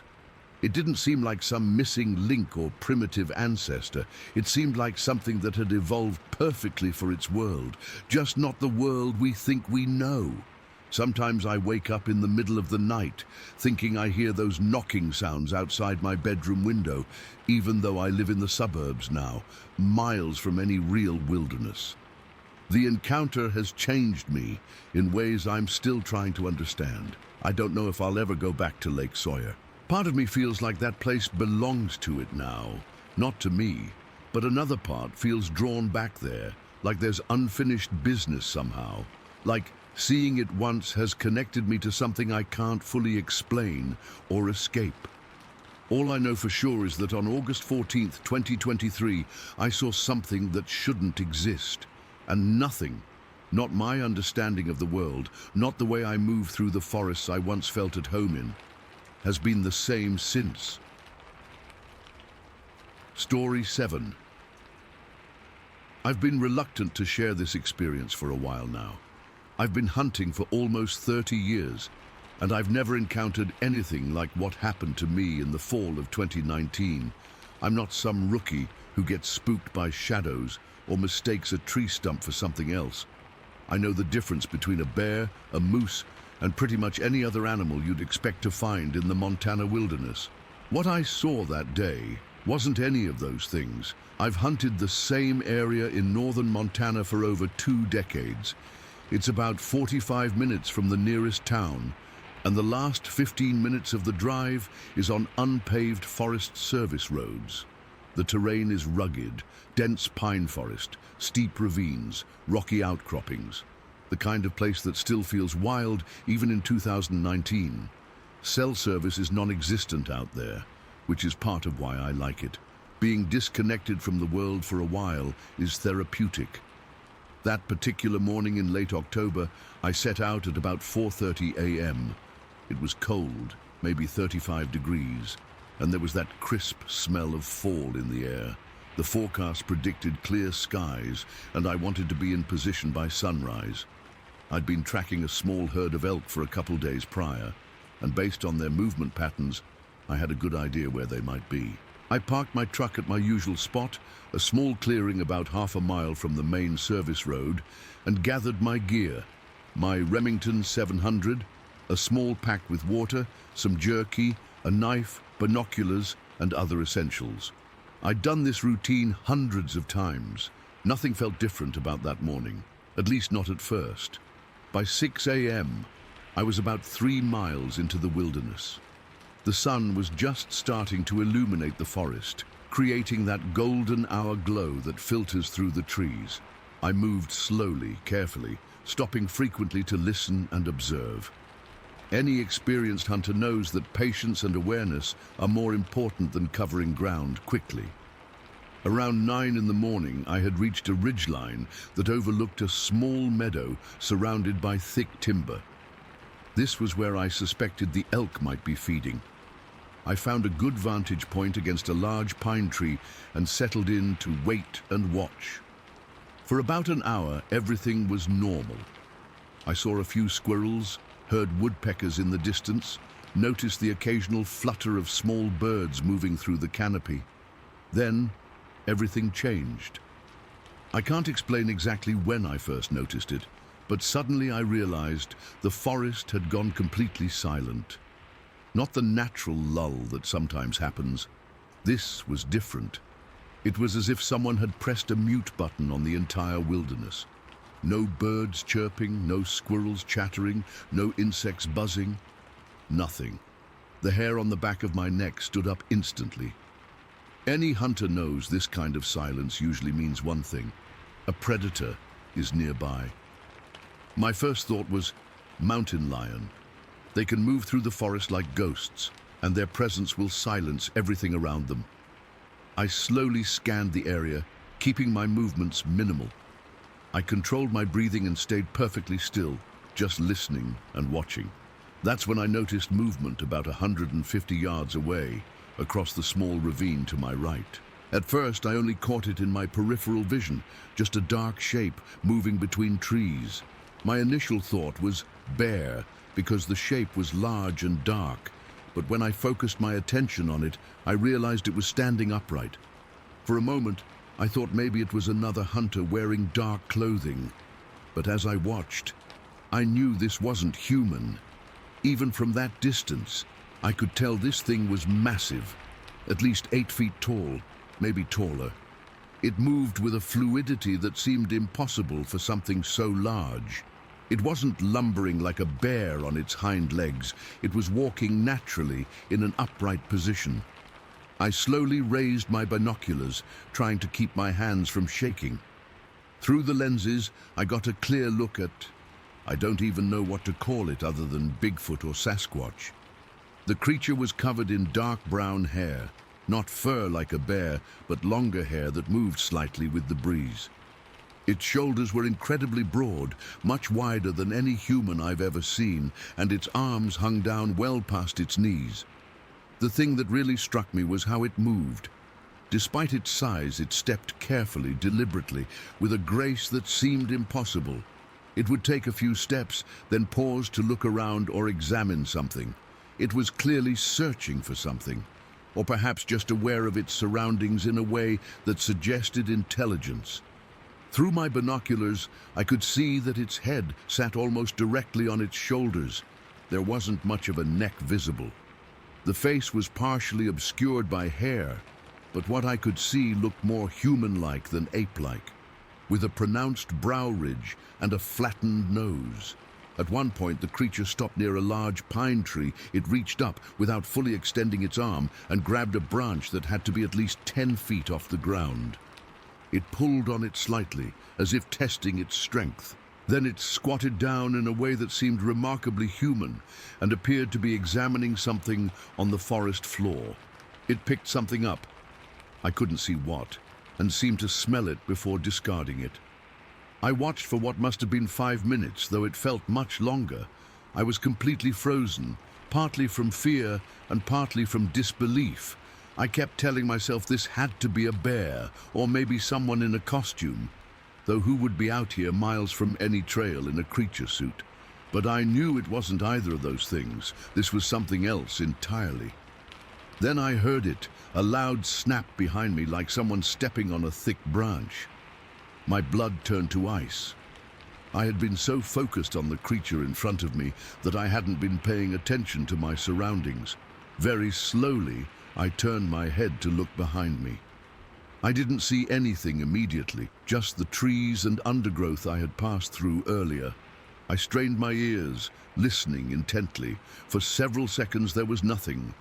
Then I heard it, a low, guttural grunt about 50 yards behind me, partially obscured by a thick stand of pines. My heart was pounding so hard, I was sure anything within a mile radius could hear it. I turned back to look at the first creature I had spotted, but it was gone. Somehow, this enormous being had vanished without making a sound. The forest remained eerily silent. I stayed completely still for what felt like an eternity, but was probably only about 10 minutes. My mind was racing. Was I surrounded? Were these things coordinating, trying to trap me between them? Or was it just coincidence that one was behind me while I watched another? Either way, I knew I needed to get out of there. I decided my best option was to head back to my truck. Normally, I would never leave a hunt early, especially not when I'd hiked this far in, but nothing about this situation was normal. I slowly stood up, keeping my rifle ready. Not that I had any intention of shooting unless absolutely necessary. I had no idea what I was dealing with, and the last thing I wanted was to provoke these creatures. The walk back was the most terrifying experience of my life. I didn't run. Running might trigger a predatory response. But I moved steadily, constantly scanning my surroundings. Every few steps I would stop completely and just listen. That's when I realized I was being followed. It wasn't obvious at first, just subtle sounds that could have been the wind. But as I continued, the pattern became clear. When I moved, I would hear movement behind me, slightly delayed. When I stopped, the sounds would stop a second or two later. Something large was shadowing me, keeping pace about 50 yards back. I could hear it stepping on twigs, the soft thud of a heavy footfall, the occasional sound of branches being pushed aside. Whatever it wasn't trying to be completely silent, but it wasn't making unnecessarily loud noises either. It was just following, watching, maybe even escorting me out of its territory. This continued for about half a mile. I was hyper-aware of every sound, every movement in my peripheral vision. A few times, I thought I caught glimpses of dark hair through the trees, but it was always just at the edge of my vision, never where I was directly looking. Then, as I crossed a small stream about a mile from my truck, the sound stopped. I waited, listening intently, but there was nothing. Gradually, I realized that normal forest sounds were returning. A squirrel chittering nervously, a bird calling in the distance. Whatever had been following me had either left or decided to stop at the water. I didn't slow down, though. I maintained my pace all the way back to my truck, constantly checking over my shoulder. By the time I reached my vehicle, I was drenched in sweat despite the cool temperature. My hands were shaking so badly, I had trouble getting my key into the ignition. On the drive home, I tried to rationalize what I had seen. Maybe it was some kind of weird bear behavior I hadn't encountered before. Maybe it was other hunters playing an elaborate, dangerous prank. But deep down, I knew better.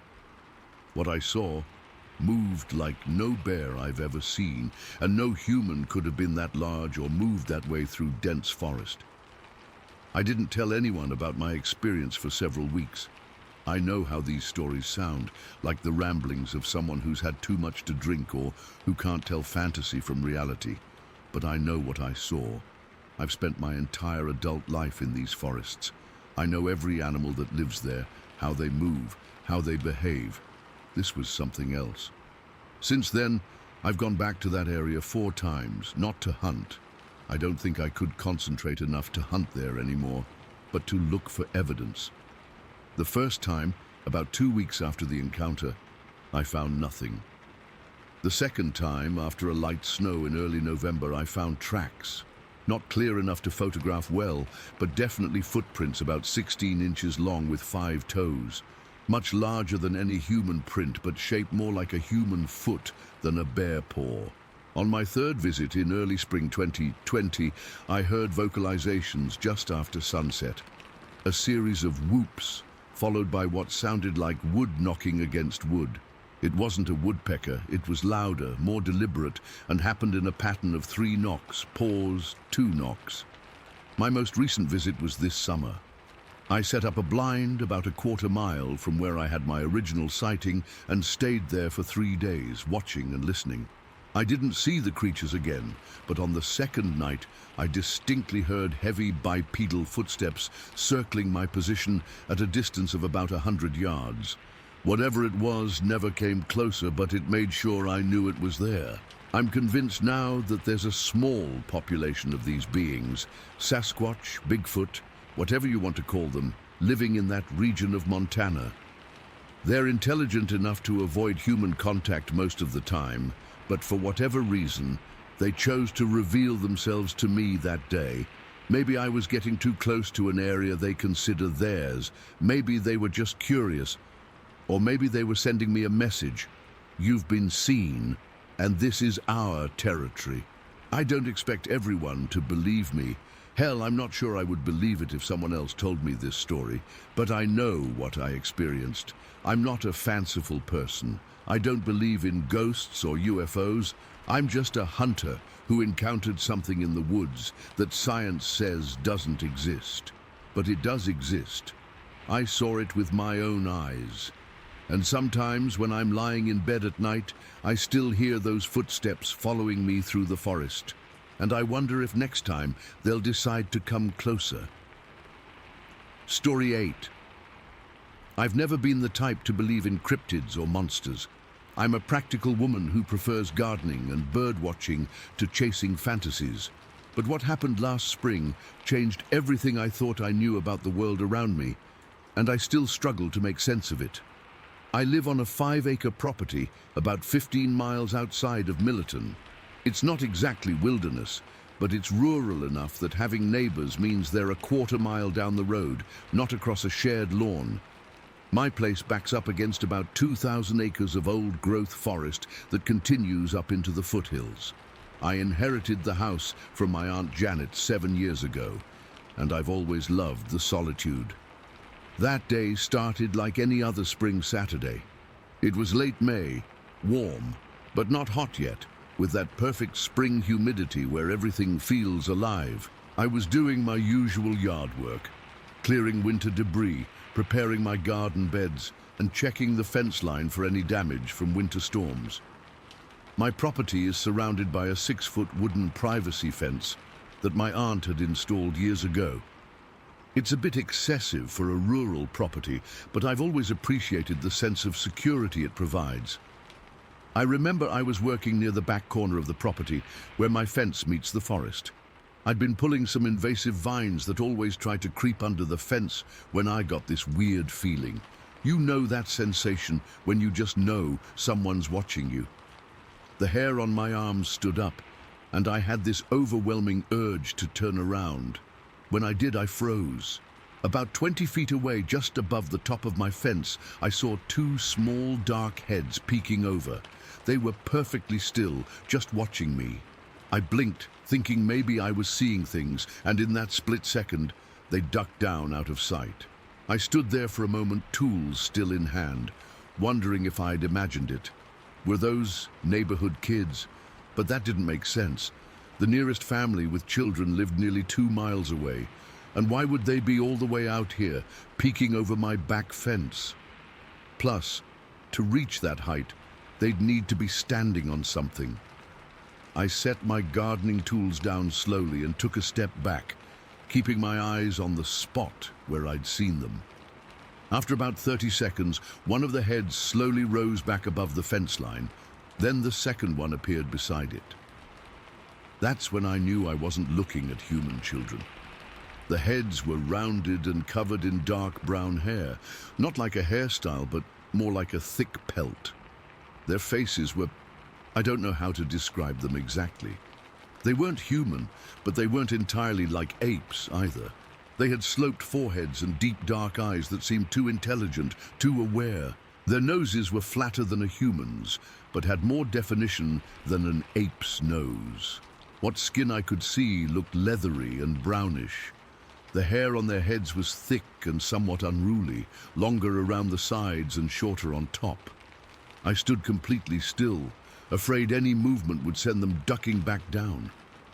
We stared at each other for what felt like forever, but was probably only a few minutes. I got the distinct impression they were trying to figure out if I had really seen them or not. There was a sharpness in their gaze that felt calculating. When I finally took a slow, deliberate step forward, they immediately dropped out of sight. I heard soft shuffling noises and then something that made my blood run cold. Quiet vocalizations between them. It wasn't animal sounds, but it wasn't quite human speech either. It was like murmuring or whispering with inflections and patterns that suggested communication. I didn't want to frighten them away. Some instinct told me this was important, that I needed to observe them more. So I crouched down and pretended to return to my gardening, watching from my peripheral vision. After about a minute, one head cautiously reappeared, then the other. They seemed more relaxed now that I wasn't directly looking at them. I worked that way for another 10 minutes, pretending to garden while stealing glances at these creatures. They continued watching me with obvious curiosity. Once, when I stood to stretch, they ducked down again, but reappeared more quickly this time. Eventually, I decided to try backing away toward my house to see what they would do. As soon as I started moving away, they disappeared. I waited to see if they'd return, but they didn't. Once I was sure they were gone, curiosity got the better of me. I went to the gate at the back of my property that opens onto a small trail leading into the forest. I rarely use it, but my aunt had it installed for her nature walks. When I reached the gate, my heart nearly stopped. There in the soft dirt were footprints, small ones like a child's, but wider and with clear toe impressions. They led from the gate into the underbrush. I followed the prints for about 20 feet before they disappeared onto rocky ground. Standing there in the silent forest, looking at those footprints, I finally admitted to myself what I had seen. They were juvenile Bigfoots. There's no other explanation that makes sense. I went back to my house in a daze and spent hours researching Bigfoot sightings online. I found accounts of other people who had seen juveniles, always described as more curious than the adults, often spotted peeking at humans from hiding places. The descriptions matched what I'd seen: the rounded heads, the brown hair, the intelligent eyes. Over the next few weeks, I found more evidence.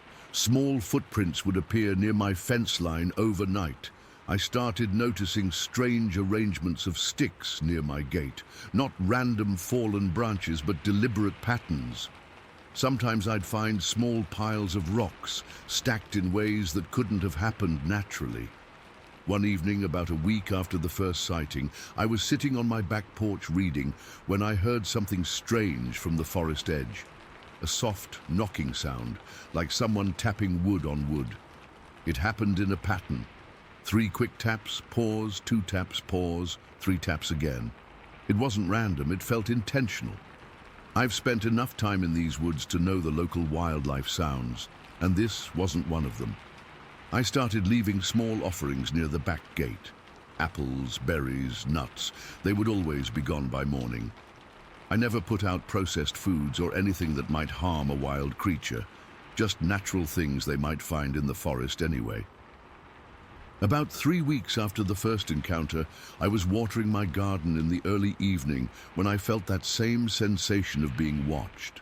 I slowly turned toward the fence and saw not just 2, but 3 small heads peeking over, the 2 I'd seen before, plus a slightly smaller one between them. This time, they didn't duck down immediately. They watched me with those same intelligent eyes. I slowly raised my hand in a small wave. They didn't wave back, but they didn't flee either. One of them, the one on the left, made a soft huffing noise. Then all 3 ducked down together. I heard more of those strange vocalizations, and then silence. As summer progressed, the sightings became more frequent. Sometimes they would watch me garden for up to 30 minutes before disappearing back into the forest. Once, I left a bright red ball near the gate. The next day it was gone, but 3 days later it reappeared in exactly the same spot. When I checked it, there were teeth marks on it. Not like a dog's, but different, bigger. One night in late June, I was awakened around 2 in the morning by sounds outside my bedroom window. My bedroom is on the 2nd floor, so at first I wasn't alarmed, thinking it was just raccoons or deer. But then I heard that same soft, almost language sound right outside. I lay frozen in my bed, heart pounding. My bedroom window faces the forest side of my property. Slowly, I got up and approached the window. I have heavy curtains for privacy, so I carefully pulled one aside just enough to peek out. What I saw made me gasp. There in the moonlight was a much larger figure standing in my yard, looking up at my window. It was at least 7 feet tall, covered in the same dark brown hair as the smaller ones. Its shoulders were massive, its arms longer than any human's. I let the curtain fall back into place, my heart racing. I heard more of those soft vocalizations, then heavy footsteps moving away from the house. When I found the courage to look again, the yard was empty. The next morning, I found large footprints in the soft earth of my flower bed below my window. They were at least 16 inches long and deeply impressed, suggesting something very heavy had made them. Alongside these large prints were the smaller ones I'd seen before. I realized then that what I'd been seeing were juvenile Bigfoots, and the large figure was an adult, maybe a parent. They'd been living in the forest behind my property all along, and for some reason, the young ones had become curious about me. In the weeks that followed, I never saw the adult clearly again, but sometimes at dusk, I'd catch glimpses of a large shadow moving at the forest edge. The juveniles continued to visit, becoming bolder. Once, when I left a small wooden toy by the gate, I actually saw a small, hairy arm reach through the slats to take it. The most remarkable incident happened in early July. I was hanging laundry on my clothesline when I heard the soft vocalizations from the forest edge. I turned to see the three juvenile Bigfoots standing partly exposed at the tree line, about 50 feet from my fence. This was the first time I'd seen their full bodies. They were about the size of 8 to 10-year-old children, but stockier, with slightly longer arms. Their bodies were covered in the same brown hair, thicker in some areas than others. I stood perfectly still, afraid any movement would scare them away. One of them, the largest, took a hesitant step forward, then another.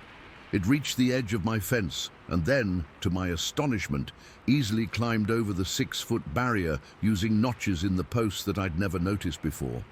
It dropped into my yard and stood about 30 feet away from me, watching. We stared at each other for what felt like an eternity. Its eyes were so expressive, so curious.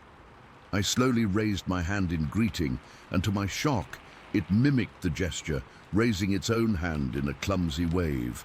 Then we both heard it, the sound of a car coming up my long driveway.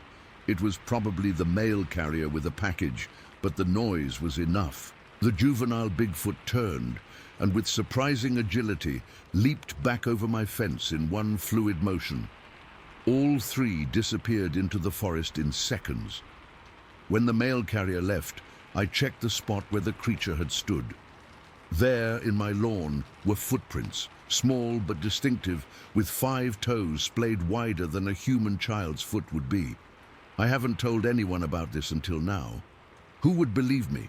I have no photos. They always vanished before I could even think about getting a camera. But I know what I saw.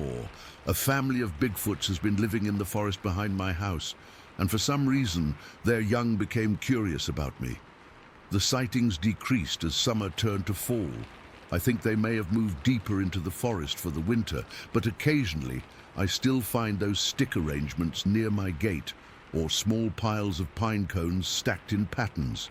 Sometimes at night I hear those wood knocks in the distance, following the same patterns as before. I've left my gate unlocked and still leave occasional offerings. Part of me hopes they'll return this spring. I've started keeping a journal of everything I observe, noting dates, times, and details of each encounter. I don't expect anyone to believe my story. I wouldn't have believed it myself a year ago. But I know what I saw, what I continue to see. There's an intelligence in those dark eyes that haunts me. They're not just animals, but they're not exactly human either. There's something in between, something we've relegated to myth and legend. But they're real. They're out there, watching us from the forests and mountains. And sometimes, if you're very lucky, or if they decide to let you see them, you might catch a glimpse of a world that exists alongside our own, hidden just beyond the trees. I still check my fence line every day, hoping to see those curious eyes peeking over the top again. And sometimes, when the breeze is right, I swear I can hear them whispering in the forest, using that strange language I'll never understand. Story 9. I've always considered myself to be something of a rational person. Growing up in the Pacific Northwest, you hear all the stories about Bigfoot, Sasquatch, whatever you want to call it. I'd roll my eyes whenever tourists would ask about it, or when the local gift shops would sell those cheesy Bigfoot crossing signs. It was just part of the local folklore, something to laugh about, not something to actually believe in. That changed last July. I live about 20 miles outside of town, in a small house that my grandfather built. It's peaceful out here, surrounded by woods with mountains in the distance. One of the reasons I moved out here was for the cycling. The roads are mostly empty, and there's something magical about riding through the trees with just the sound of birds and my own breathing for company. On that particular evening, I headed out around 6 for my usual ride. Nothing special about it, just a regular Tuesday. It was still bright out, that kind of golden evening light that makes everything look like it's been filtered through honey. The air was warm but not hot, perfect cycling weather. I remember feeling particularly good that day, like my legs had extra power in them. I'd been pushing myself harder than usual, planning to do about 15 miles total. I was about 30 minutes in, cruising at a decent pace on this quiet stretch of paved road. There weren't any houses for miles, just trees on both sides, creating a kind of tunnel of green. I wasn't even thinking about anything specific, just enjoying the ride and watching the road ahead of me. That's when I noticed some movement ahead, maybe 100 yards up, where the tree line comes close to the road on the left side. At first, I thought it was a deer. We get tons of them around here, and they're always darting across the road. I slowed down a bit. The last thing I wanted was to collide with a deer. But as I got closer, something felt off. The movement wasn't quite right for a deer. Whatever it was seemed taller, and it was definitely walking on two legs. My first thought was that maybe it was a hiker who had pulled off the road to use the bathroom or something, but the way it moved, it wasn't right. I kept pedaling, but slower now. My heart started beating faster, and not from the exercise. As I got closer, maybe 50 yards away now, I could see it more clearly as it stepped onto the edge of the road. That's when I realized what I was looking at wasn't human. The proportions were all wrong. Its arms hung way too low, almost to its knees. Its shoulders were impossibly broad, like a linebacker but bigger. And the way it moved, so smooth and deliberate, like it knew exactly where it was placing each foot without having to look down. Then I noticed the second one. Behind the first figure was a smaller one, maybe 3 or 4 feet tall. It was moving with quicker, less coordinated steps, almost like it was struggling to keep up. A child, I realized with a shock that sent ice through my veins. I was looking at a mother and child. I was close enough now, maybe 30 yards away, to see details that I wish I could forget. The larger one, the adult, was covered in dark brown hair, not fur, but hair, kind of matted in places, especially around what would be the shoulders and back. It was easily 7 feet tall, probably more. The build was thick, muscular, but not like a gorilla. More like the most powerful human you could imagine, but larger and covered in hair. The smaller one had lighter, fluffier-looking hair, almost cinnamon-colored. It moved with that awkward gait that children have when they're trying to keep up with adults. The strangest part was that neither of them acknowledged me at all. They didn't look my way, didn't change their pace, didn't react to the sound of my bike. They just kept walking, crossing the road at a steady pace. The larger one crossed the entire width of the road in maybe 3 steps. The smaller one had to move faster, almost trotting to keep up. The adult would occasionally glance back, just making sure the young one was following. And then they were gone. They disappeared into the trees on the other side of the road so smoothly, it was like they dissolved into the forest. No crashing through underbrush, no breaking branches, just gone, silent. I kept riding. I don't know why I didn't stop. Maybe shock, maybe fear, maybe some primal instinct telling me to keep moving and not draw attention to myself. My hands were shaking on the handlebars, and I could hear my pulse pounding in my ears. As I passed the spot where they had crossed, I looked to my right, into the woods where they'd gone. I couldn't see anything, no movement, nothing disturbed. It was like they'd never been there. I rode the rest of my planned route on autopilot. My mind was racing, trying to rationalize what I'd seen. Could it have been people in costumes? In the middle of nowhere on a Tuesday evening in July, a mother and child bear walking upright? I've seen plenty of bears in my life. This was not a bear. Bears don't walk upright for that long, and they certainly don't move the way these creatures moved. When I got home, I locked all my doors and windows, something I rarely do out here. I sat at my kitchen table with a cup of tea that went cold because I couldn't bring myself to drink it. I kept replaying the encounter in my head, trying to find some explanation that made sense. 3 days later, curiosity got the better of me. I took my truck back to that spot on the road. It was around the same time of day, that same golden light filtering through the trees. I pulled over and got out, my heart racing again. I walked to where I'd seen them enter the woods and stood at the edge of the trees. There was a small, natural clearing just inside the tree line. The undergrowth was disturbed in a way that suggested something large had moved through recently. There were patches of grass that had been flattened, not in a way that looked like animals had bedded down, but like something heavy had stepped there. I didn't go any further into the woods.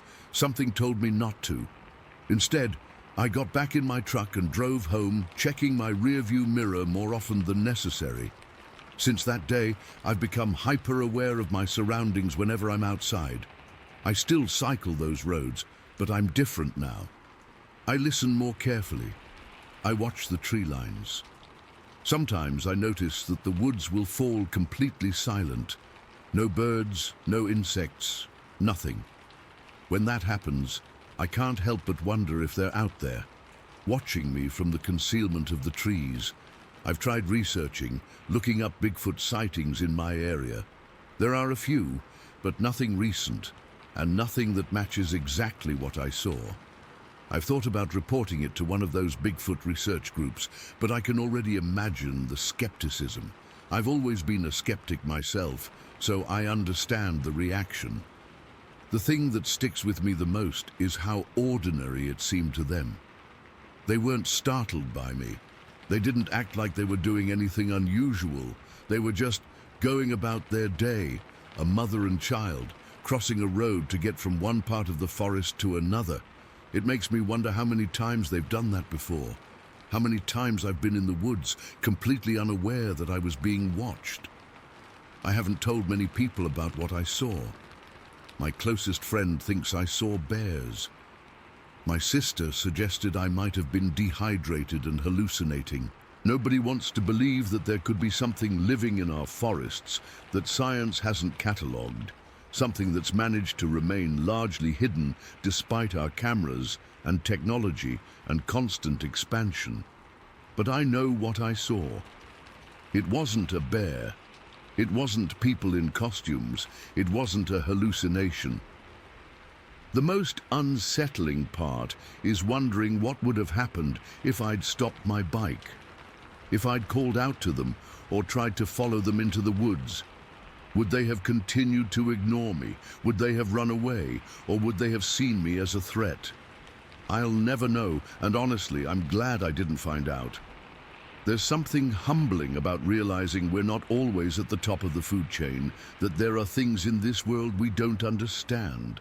I still ride that road sometimes, but never alone now, and never when the light is starting to fade. I keep my camera with me, though I doubt I'd have the presence of mind to use it if I ever saw them again. Part of me hopes I do see them again, to confirm to myself that I'm not crazy. Another part of me hopes I never encounter anything like that for the rest of my life. Last week, I was out in my backyard at dusk, watering my garden. From the edge of the woods, maybe 50 yards away, I heard a strange vocalization. Not quite a howl, not quite a whoop. Something in between. The hairs on the back of my neck stood up, and I went inside immediately, locked the door, and didn't go out again until morning. It could have been an owl. It could have been the wind. It could have been any number of things. But deep down, I know what it was. And I know they're still out there, moving silently through the forests that we think we understand, living lives that parallel our own in ways we can't comprehend. I don't roll my eyes at the Bigfoot stories anymore. I just listen, and I wonder how many other people are keeping their encounters to themselves, afraid of the ridicule, afraid of confronting a reality that doesn't fit into our neat scientific boxes. All I know is that on a warm evening last July, I saw something that shouldn't exist according to everything I've been taught. And ever since then, the forests that I once found so peaceful have taken on a different character. Still beautiful, still serene, but now holding secrets that I'm not sure I want to uncover. Story 10. I still can't believe what I saw last week. I keep replaying it in my head, wondering if my eyes were playing tricks on me, but I know what I saw. I've been an outdoorsman my whole life, spent 30+ years fishing these Washington rivers and seen just about every animal that calls these forests home. This was something else entirely. It was August 14th, just 7 days ago, when I headed out to one of my favorite fishing spots on the North Fork. It's about 15 miles out from Darington, way off the beaten path.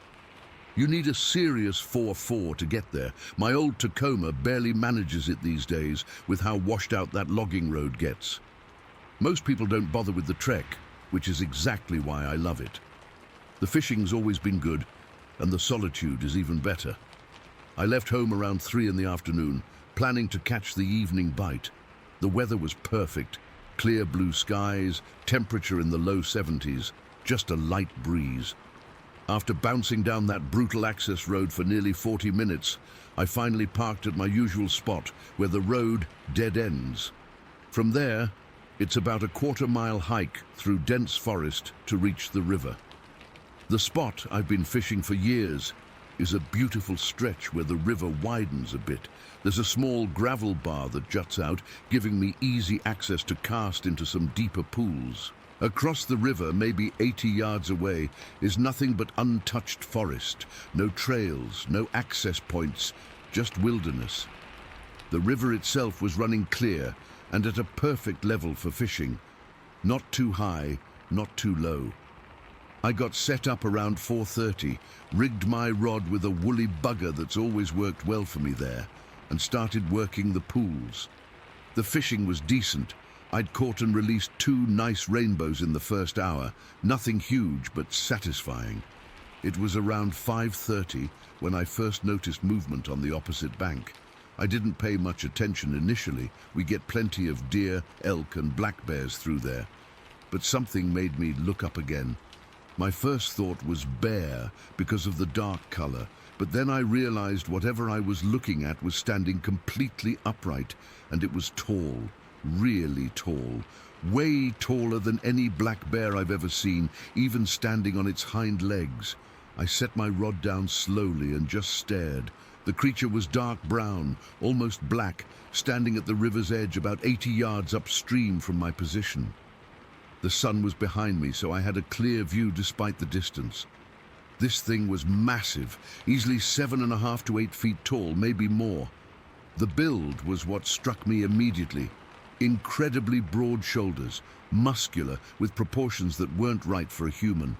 Its arms were noticeably long, hanging well past where a person's would end, almost to the knees. The head looked almost conical and seemed to slope directly into those massive shoulders. There wasn't really a neck that I could see. I've been hunting and fishing in these mountains for decades. I know what bears look like, even in poor light or unusual positions. This wasn't a bear. It wasn't a guy in a costume either. I could see muscle definition even at that distance. The way it moved was too fluid, too natural. I stayed completely still. I'm not sure why, but I didn't feel scared exactly. More like completely awestruck. The creature didn't seem to notice me, or if it did, it didn't care. It was completely focused on the river. The way it fished was fascinating. It stood absolutely motionless at the river's edge, slightly hunched forward, staring intently at the water. The stillness was impressive, not even shifting weight or making small movements like a human would. Then suddenly, faster than I would have thought possible, for something that size, its right arm shot into the water and came out holding a fish. The movement was so quick and precise, it reminded me of a heron spearing fish, but with this enormous, powerful arm instead of a beak. It held the fish for a moment. I couldn't tell what kind from that distance, maybe a steelhead or good-sized rainbow, then brought it toward its mouth. I couldn't clearly see if it ate it right there or what, but after a moment, it turned its attention back to the water. A few minutes passed, with the creature standing motionless again, then the same lightning-fast movement. Another fish. This wasn't luck or random splashing. This thing was hunting with a technique, a method it had clearly perfected. It was reading the water, identifying targets, and striking with incredible precision. After catching a third fish in the same manner, it straightened up to its full height. That's when it seemed to look in my direction. I froze completely, not even breathing. I couldn't make out detailed facial features at that distance, but I could see dark eyes set under what looked like a pronounced brow ridge. The face wasn't quite human, but it wasn't like any ape I've seen in documentaries either. Something in between, with a flatter nose and a somewhat sloped forehead. It didn't make any aggressive moves or sounds that I could hear over the river. It just stood there for maybe 30 seconds, looking across the water. I don't know if it saw me or not. I was wearing earth-toned fishing clothes and hadn't moved in minutes.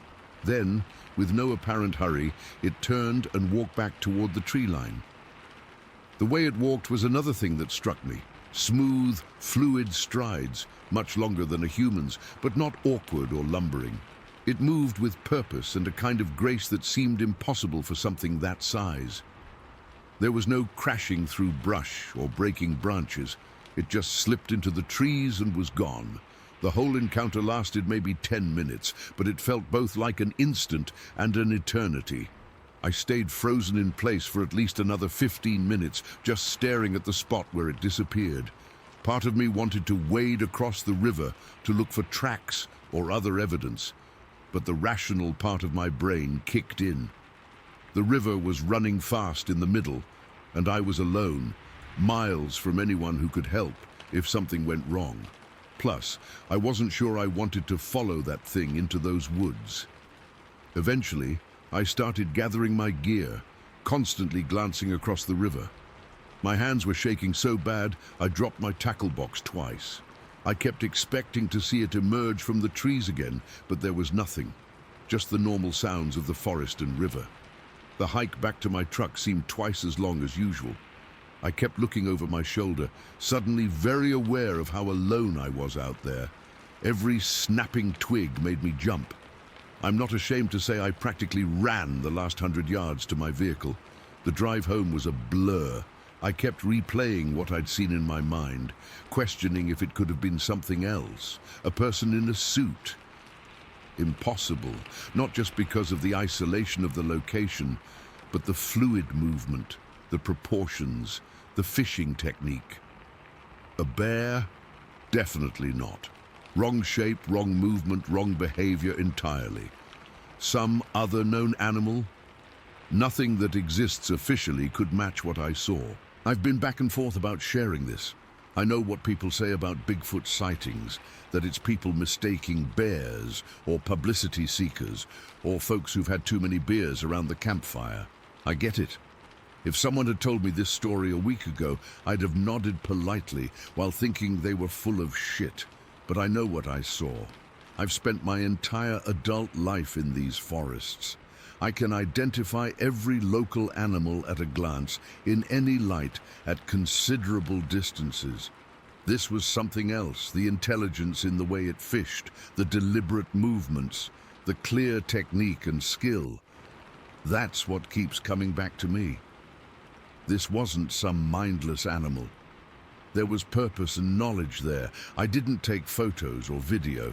It happened too fast, and honestly, I was too stunned to even think about the phone in my pocket until it was all over.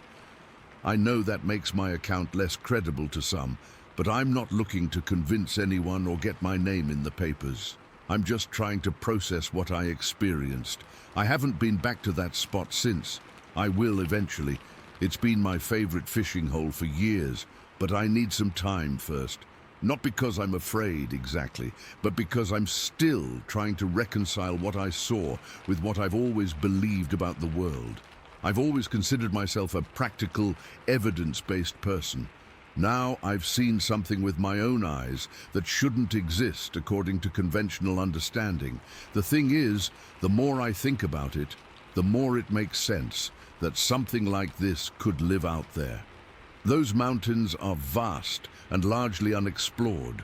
There are valleys and ridges where humans might not set foot for decades. There's clean water, plenty of fish, berries, roots and other food sources. A creature that intelligent could easily avoid human detection if it wanted to. What keeps coming back to me is how natural it all seemed.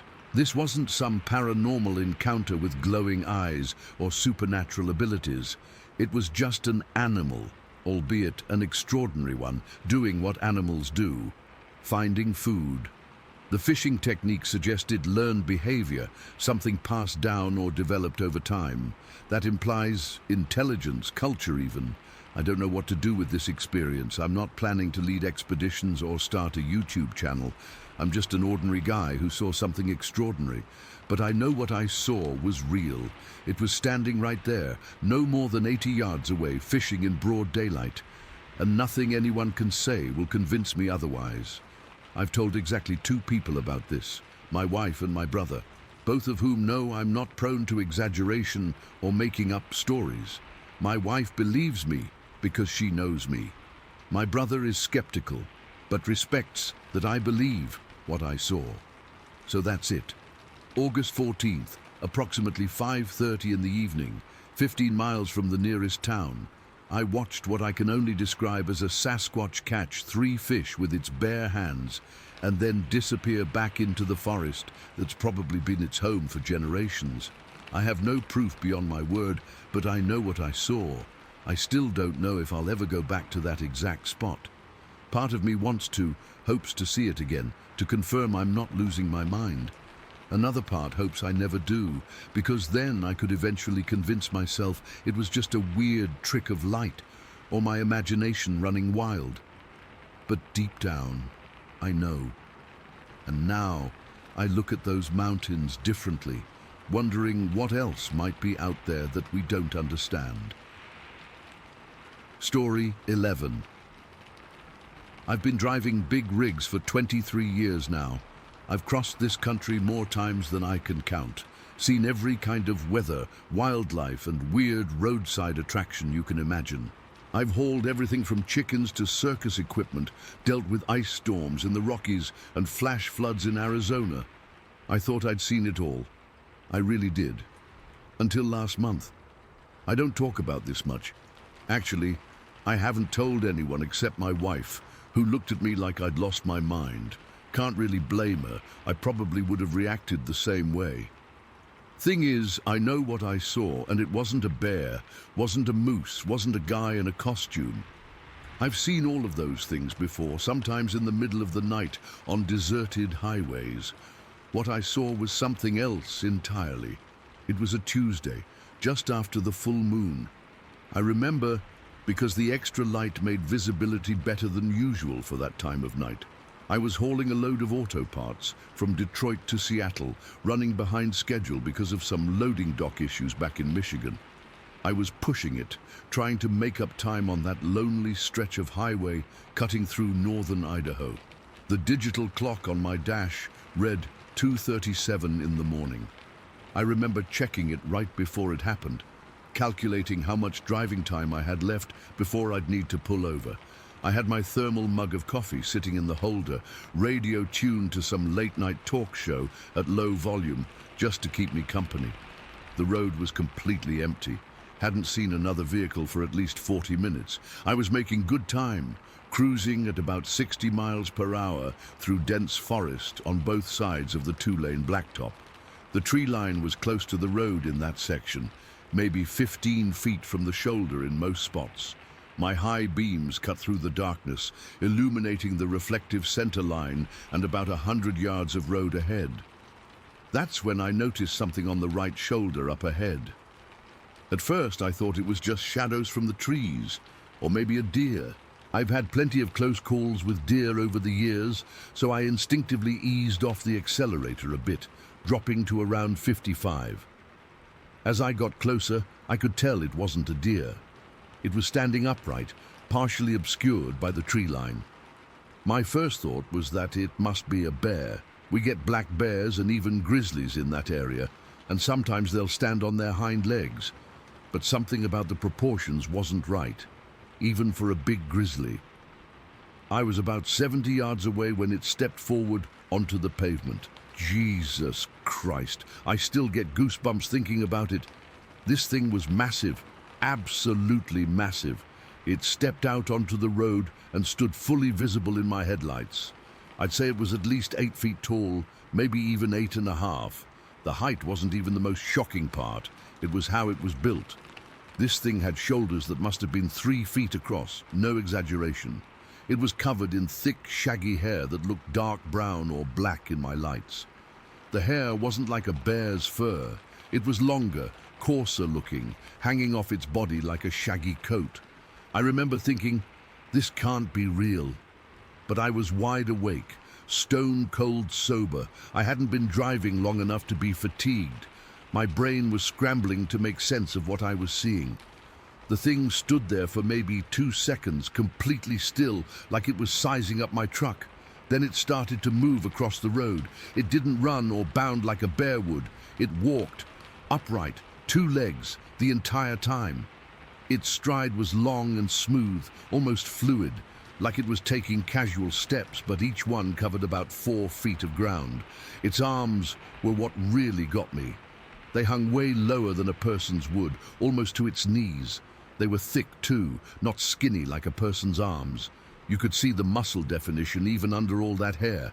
As I got closer, maybe 30 yards away now, I was hitting the brakes, slowing down more. I didn't want to hit whatever the hell this was, but I also didn't want to stop completely. Something deep inside was screaming at me not to stop.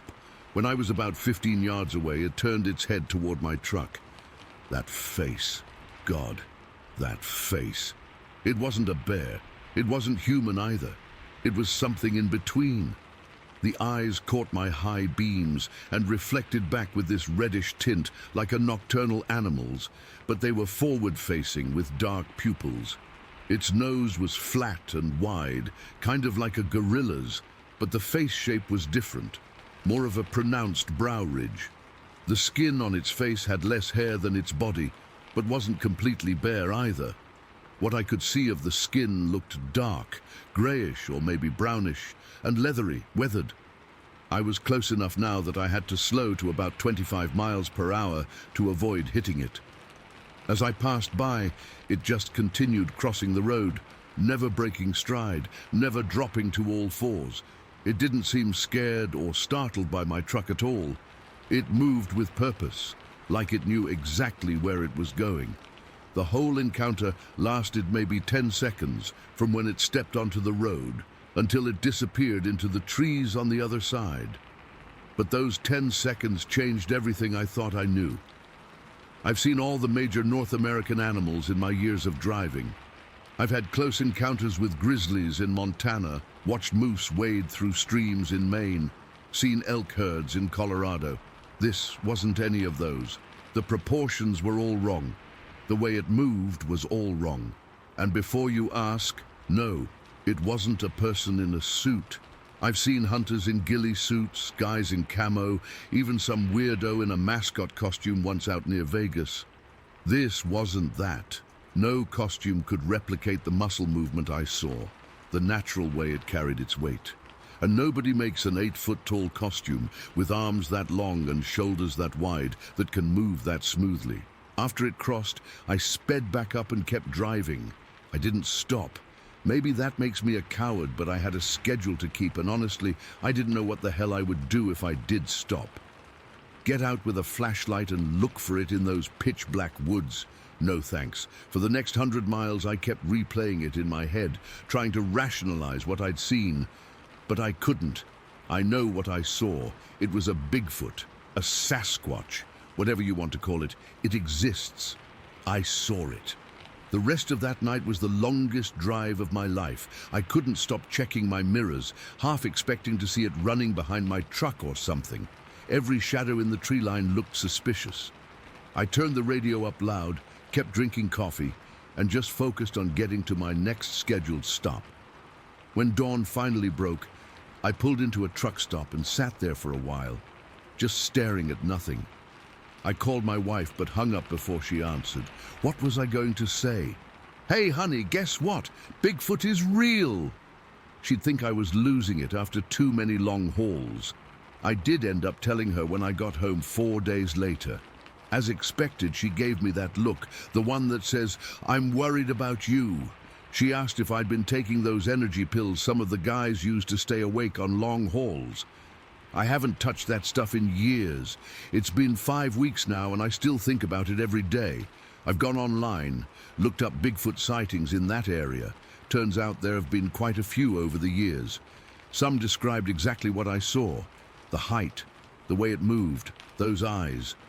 I took that same route again last week, daylight this time. I slowed down when I reached that stretch of road, looking for any sign, broken branches, unusual tracks, anything. Of course, there was nothing, just trees and asphalt. One thing keeps bothering me, though. It wasn't just that this creature existed. It was how unbothered it seemed by me. Like my 18-wheeler was just another animal in the forest it needed to avoid.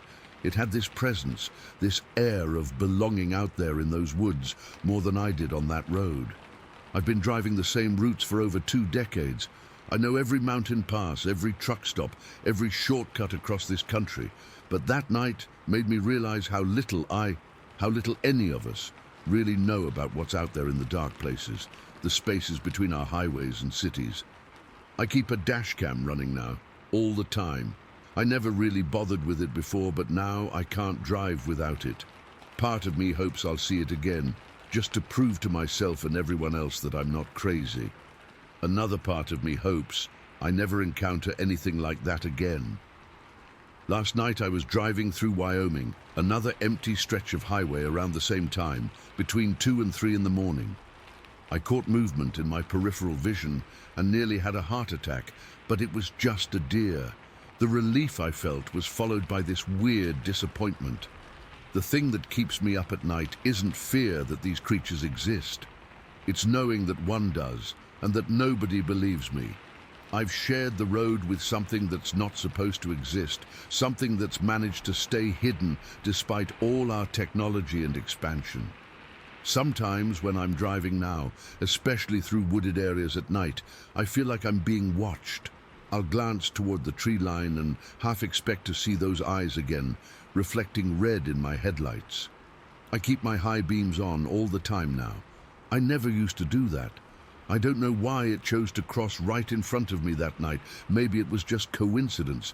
Maybe these things cross roads all the time, and most people just aren't paying enough attention, or they're too quick to explain it away as something else. All I know is what I saw. An 8-foot-tall, hair-covered, muscle-bound creature that walked upright like a man, but wasn't a man. It wasn't a bear. It wasn't a guy in a suit. It was something else. Something that officially shouldn't exist, but absolutely does. I'm not asking anyone to believe me. I probably wouldn't believe it either if someone told me this story before that night. But I know what I saw, and now I can't unsee it. The strangest part? I'm not even scared anymore. I'm just aware. Aware that the world is bigger and stranger than we think. Aware that there are things out there that don't fit into our neat categories. Next week I'm back on that same route, same schedule, which means I'll hit that stretch of road around the same time of night. Part of me is dreading it.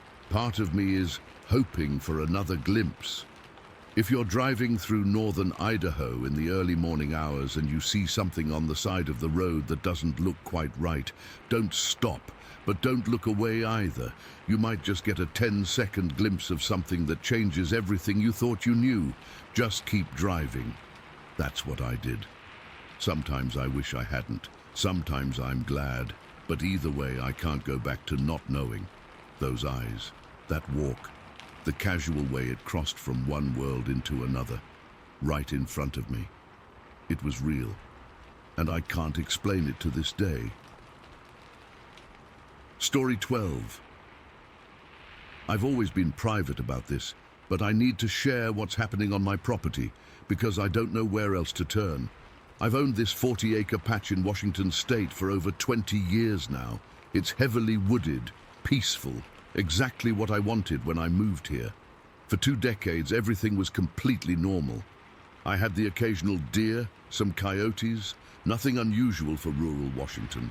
That all changed last winter.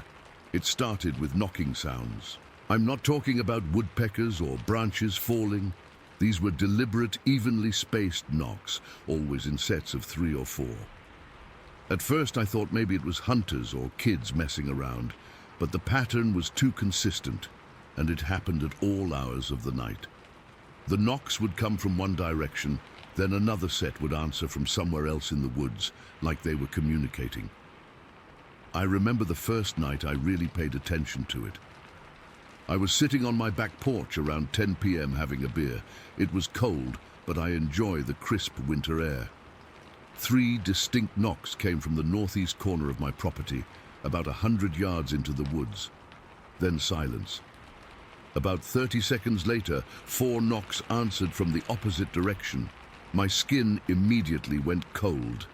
Whatever was making those sounds was coordinating somehow. At first, I tried to ignore it, but things started happening around my property that I couldn't explain. I keep a fire pit about 50 yards from my cabin. I had stacked some large rocks around it years ago to make a proper ring. One morning, I went out to find 3 of the heaviest rocks. Rocks I needed both hands to lift, moved about 20 feet away and arranged in a rough triangle. I thought maybe someone was trespassing, but who would bother moving rocks that weigh 60, 70 pounds each just to mess with me? The following week, I noticed the logs I'd stacked by the shed had been rearranged, not scattered like animals had knocked them over, but deliberately restacked in a different pattern. I started taking pictures of everything before I went to bed so I could compare in the morning. Things were definitely being moved. Then came the footprints. I've been a hunter all my life, so I know animal tracks. What I found near my garden one morning wasn't from any animal I recognized. The impressions were huge, about 17 inches long and 7 inches across. You could clearly see 5 toes, with the big toe being particularly prominent. What struck me most was how deep they sank into the hard-packed dirt. Whatever made them had to weigh at least 500 pounds, probably more. My dogs started acting strange too. I've got 2 German shepherds, Rusty and Sadie. They're not easily spooked, but around February they began refusing to go outside at night. Rusty would stand at the door, hackles raised, growling at something I couldn't see. Sometimes they'd bark aggressively at the tree line. Other times they'd whine and hide under my bed. That's when I knew something serious was happening. The vocalizations started in March. The first time I heard them, I was washing dishes around 9:30 p.m. A deep guttural grunt came from the woods, followed by a series of whoops that made the hair on my arms stand up. It wasn't a coyote or a bear. It wasn't anything I've ever heard in these woods before. Later that week, around 2 a.m., a scream woke me up, a roaring, almost human-like scream that seemed to echo through the trees. It was so loud, I thought it was right outside my window. I started keeping a journal, noting times, weather conditions, and moon phases to see if there was any pattern. The activity seemed more frequent during the new moon when it was darkest, but that might just be coincidence. One evening in April, I was checking on my generator before turning in for the night. The sun had just set, and that purple twilight was settling in. Without warning, this overwhelming smell hit me. It was like nothing I'd experienced before, musky and rank, like a wet dog that rolled in something dead. The odor was so thick I could almost taste it. I scanned the tree line, but couldn't see anything in the fading light. But the night that changed everything was about 3 weeks ago. I was locking up my tool shed just after sunset. The motion sensor light kicked on, illuminating the yard. I had this feeling, that feeling when you know you're being watched. Slowly, I turned toward the edge of the property where it meets the forest. There it stood. I'm not exaggerating when I say it was at least 8 feet tall. Its shoulders must have been 3 feet across, covered in dark brown hair that looked almost black in the dim light. The arms hung longer than a human should, reaching almost to its knees. It was just standing there, watching me, completely still, except for slight movements of its massive chest as it breathed. I froze. My heart was pounding so hard I could feel it in my throat. We just stared at each other for what felt like minutes, but was probably only seconds. Its face was partially shadowed, but I could make out a pronounced brow ridge and deep-set eyes that reflected the light like a deer's, but larger and more intelligent looking. It didn't seem angry or aggressive, just curious. Then, without any sudden movements, it turned sideways and walked back into the forest. That's what struck me the most. How smooth and quick it moved for something so large. It didn't lumber or stomp. It just glided away between the trees and disappeared. I didn't sleep that night. I sat up with my shotgun across my lap, replaying what I'd seen over and over. I'm not someone who believes in monsters or cryptids. I've always been practical. But what do you do when something impossible is standing in your yard? How do you process that? After a few days of staying inside as much as possible, I decided to try a different approach. If this thing, this Bigfoot or Sasquatch or whatever it is, had been around all this time without hurting me, maybe it wasn't a threat. Maybe I could study it, try to understand what it wanted. I started leaving food at the edge of the woods. Apples, some vegetables from my garden, and jars of peanut butter. Every morning the food would be gone. No trash left behind, no obvious tracks, just gone. Then one morning in early May, I found something interesting. Where I'd left the food the night before, there was a twisted tree branch about 2 feet long, with the bark peeled off in a spiral pattern. It looked deliberately placed, not something that just fell there. Was it trying to communicate? I began taking this exchange seriously. I'd leave food, and sometimes I'd find things in return. Arrangements of pine cones, unusual rocks, once even a perfectly intact bird's nest with no eggs. I started leaving my trail camera out, but oddly, it never captured anything.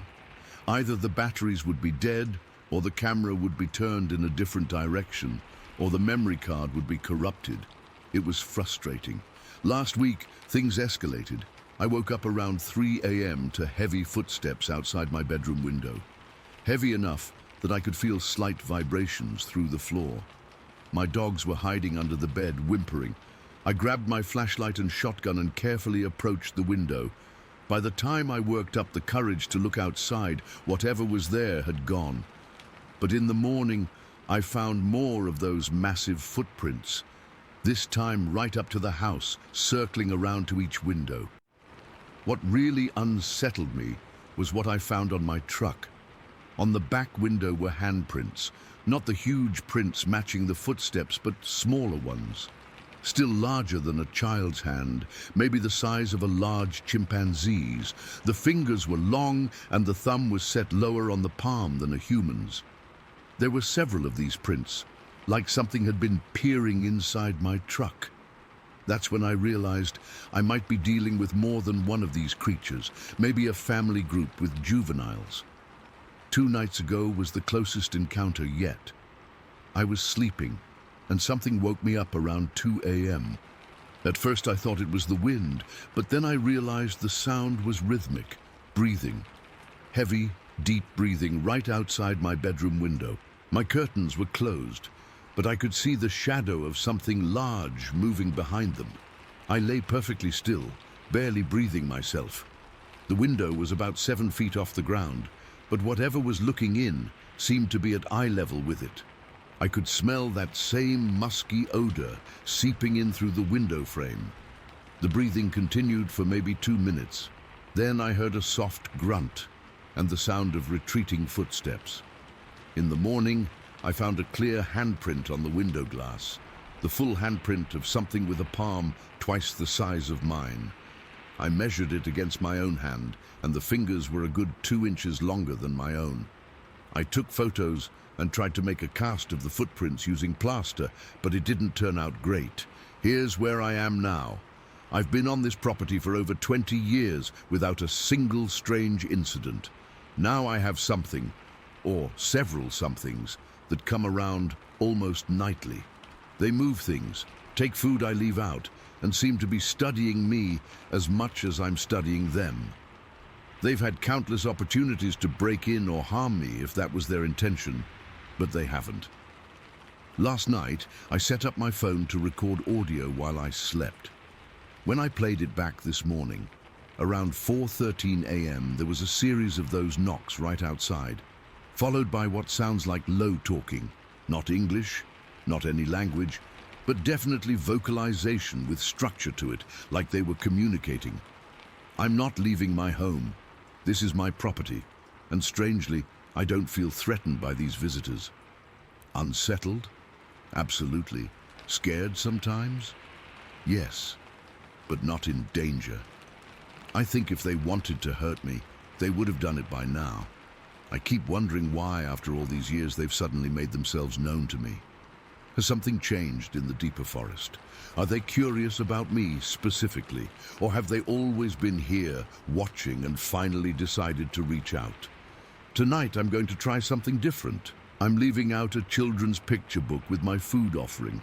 I want to see if they take it, if they're curious about our world too. I know it sounds crazy, but nothing about this situation is normal. I'm writing this all down because I need someone to know what's happening here. If you've experienced anything similar in the Washington forests, please let me know. I don't know if these are the legendary Bigfoot or Sasquatch creatures from the stories, but I know what I've seen is real. There's an intelligence in those eyes that I can't explain, and every night I go to sleep wondering if tonight's the night they'll decide to come closer, to make themselves fully known. I just heard the first knocks of the evening, 3 distinct sounds from the north side of the property. It's starting again, and I still don't know what they want. Story 13. I still have a hard time talking about this. It's been over 13 years now, but I can recall every detail like it happened yesterday. Some experiences just burn themselves into your memory, you know? This is one of those. It was March 14th, 2010. I remember the date clearly because it was the start of Mark's annual hunting trip with his buddies, something he'd been looking forward to for months. I'm a wildlife researcher, have been for almost 20 years now, so I'm used to being out in remote areas, observing animals and their habitats. Nothing in all those years prepared me for what happened that day. I'd just dropped Mark off with his friends in Sholo, Arizona. We'd driven there together, but I needed to head back since I had work commitments. Usually, I would have taken the scenic route through the White Mountain Apache Reservation, but there had been weather warnings, and I didn't want to risk getting caught in a storm on those winding mountain roads, so I opted for US Highway 60, heading east toward Vernon, New Mexico. The landscape there is beautiful in its own way, rolling grassy hills stretching for miles, the occasional rocky outcrop breaking up the horizon. It was late afternoon, probably around 4:30, and the sun was starting to cast those long shadows that make everything look slightly different, slightly mysterious. The traffic was practically non-existent. I'd maybe passed 2 other vehicles in the last 20 minutes. I've developed this scanning technique over the years, constantly sweeping my eyes across the road and the surrounding area while driving. When you work in wildlife research, you learn pretty quick that animals don't care about highway rules. I can't tell you how many close calls I've had with deer darting across the road, or elk deciding the other side looked better. This habit has saved me from countless collisions. So I was scanning as usual, my hands relaxed on the wheel of my Jeep Cherokee. The radio was playing softly in the background, some classic rock station that kept cutting out because of the remote location. My windows were slightly cracked, despite the chill in the air. I always like to listen and smell the environment, even from inside my vehicle. That's when I caught movement in my peripheral vision, maybe 200 yards away on the right side of the highway. My first thought was elk. They're common in the area, and at that distance the size seemed about right. Instinctively, I eased off the gas, fully expecting to see an animal preparing to cross the road. But what emerged from behind a small rise wasn't an elk. It wasn't anything I recognized. A massive bipedal creature was running toward the highway on 2 legs, not shambling or lumbering, running with purpose. My brain struggled to process what I was seeing. It was tall, easily 7 feet, maybe taller, covered in dark brown hair that looked about 4 to 6 inches long. The hair wasn't matted or scraggly, but seemed almost well kept, if that makes sense. It moved in a controlled jog, arms swinging naturally at its sides. My heart started hammering against my ribs. I slowed the Jeep even more, now down to maybe 20 miles per hour. Part of me wanted to stop completely, but another part warned against it. The creature continued its approach to the highway, never breaking stride or showing any hesitation. There was a barbed wire fence running along the roadside, standard ranch fencing, about 4 feet high with a T-post every 15 feet or so. I remember thinking, it's going to stop at the fence, as if this was some normal animal that would respect human boundaries. It didn't stop. Without breaking its rhythm, this thing reached out with one hand, yes, a hand, not a paw, and pushed off the top of a T-post, vaulting over the fence with minimal effort. It was so fluid, so athletic, like an Olympic hurdler clearing an obstacle. No hesitation, no awkwardness. I was directly adjacent to it now, watching through my passenger window as it took 2 massive strides across the 2-lane highway. 2 strides. That's all it took to cross a road that would take me 5 or 6 steps. Its feet were large and flat against the asphalt, and its legs... God, the power in those legs. You could see the muscles working under the hair. I hit the brakes harder, pulling onto the shoulder of the road as the creature disappeared into a narrow canyon on the opposite side. The whole encounter lasted maybe 15 seconds from first sighting to when it vanished from view. 15 seconds that changed everything I thought I knew. My hands were trembling so badly I could barely grip the steering wheel. I sat there, engine idling, trying to make sense of what I'd just witnessed. My scientific mind immediately started cataloging details: height, coloration, gait, proportions. But another part of me was simply in shock. I fumbled for my phone with shaking hands and called Mark. When he answered, I could barely get the words out. "You're not going to believe what I just saw," I whispered, though I was alone in my vehicle. "Emma, what's wrong? Are you okay?" Mark's voice was immediately concerned. I described the creature as best I could. Its controlled, jogging gait, its imposing size, the way it had cleared that fence with such ease. Mark listened without interrupting, which told me he was taking this seriously. "Did you get any pictures?" he finally asked. I hadn't. Everything happened so fast, and the thought of documenting hadn't even crossed my mind. I was too busy trying to process what I was seeing. "Where exactly are you? Are there any tracks you could check?" Mark was thinking more clearly than I was. I looked around. I was alone on this stretch of highway. No cars had passed in either direction since I'd pulled over. The sun was getting lower and shadows were lengthening across the landscape. I was unarmed, with only my phone and a small field kit in the back of the Jeep. "I don't think that's a good idea," I told him. "I'm alone out here. There's no one around for miles." Mark agreed. "Just note the exact location and come home. We can go back together."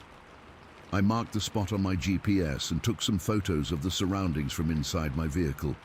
The fence where it had crossed, the entrance to the canyon where it had disappeared.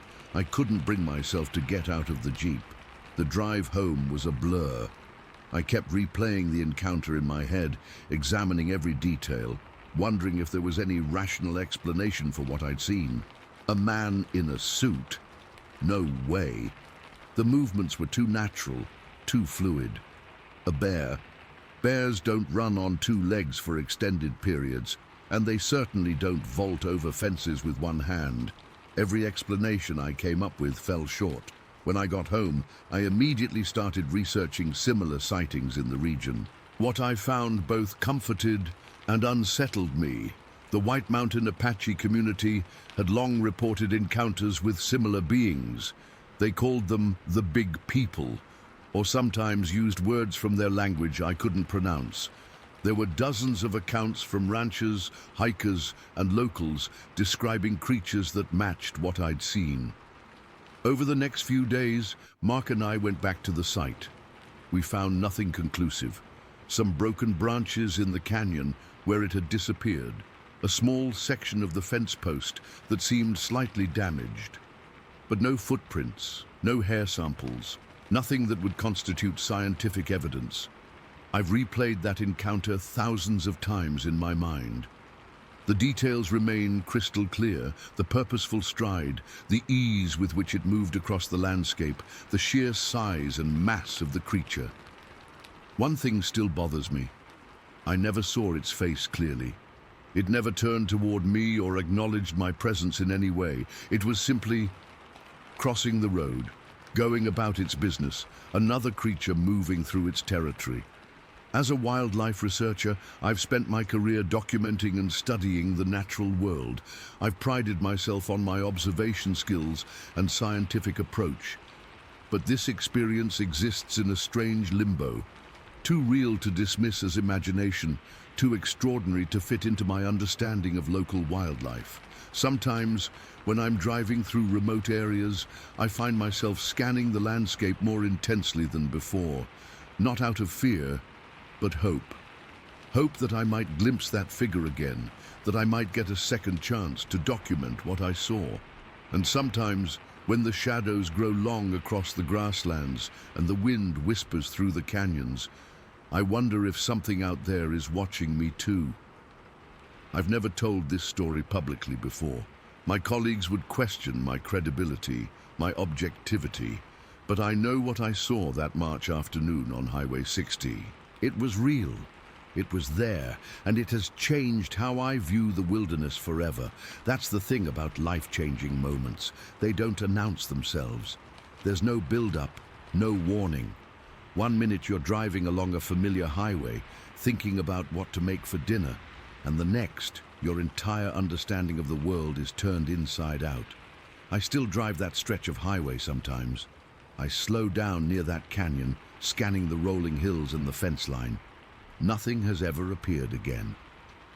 But the memory of those 15 seconds remains as vivid as ever. The massive form running with such purpose across the open land, crossing the boundary between wilderness and civilization as easily as stepping over a small stream. I don't know what it was. Sasquatch, Bigfoot, something else entirely. The label doesn't really matter. What matters is that it exists, moving through the remote corners of our world, largely unseen but undeniably present. And on that March afternoon in 2010, for just a few heartbeats, our paths crossed. Sometimes I wake up at night and wonder where it was going that day. What purpose drove it across that exposed stretch of highway in broad daylight? Was it returning to family? Responding to some threat? Simply moving between hunting grounds? I'll never know. But I hope it made it safely to wherever it was headed. I still haven't found a rational explanation for what I saw that day on Highway 60. I probably never will. Some experiences defy explanation. They simply are. All I know for certain is that the natural world is vaster and more mysterious than we can imagine. And sometimes, if we're paying attention, we catch glimpses of realities beyond our understanding. I've learned to live with the uncertainty, the questions, the knowing looks people give me when I've had a few drinks and hint at what I saw. But I know what crossed that highway on March 14th, 2010. And nothing, not science, not skepticism, not the passage of time, will ever convince me otherwise. Story 14. I still can't believe it's been over 12 years since it happened. September 3rd, 2011. That date is burned into my memory like nothing else. I've told this story to only a handful of trusted friends, and I've never posted it online before now. Honestly, I was afraid of the damage it might do to my professional reputation. When you're a doctor in a small community like Sholo, Arizona, word gets around fast. But I can't keep this bottled up anymore, and I need to know if anyone else has seen what I saw. I've been a chiropractor for over 15 years now. I deal with human anatomy every day. I've studied body mechanics, movement patterns, and skeletal structures more than most people ever will. I know what humans look like when they walk. I know what animals look like when they move. What I saw that day doesn't fit either category, and it's haunted me ever since. It was a Saturday afternoon, around 2:30 p.m. Usually I don't work weekends, but I had a long-time patient, an older rancher with chronic back issues, who was in too much pain to make it into town. He lived about 20 miles outside of Conchil on a cattle ranch, and I'd occasionally make house calls when his condition flared up. The drive takes about 40 minutes from my office, mostly along empty stretches of highway, cutting through pine forest and scrubland. The weather was perfect that day. Clear blue skies, about 85 degrees, not a cloud in sight. I remember having my windows down, enjoying the breeze as I drove. I wasn't in a rush. I had my coffee in the cup holder, listening to some classic rock station. Just a normal Saturday afternoon drive.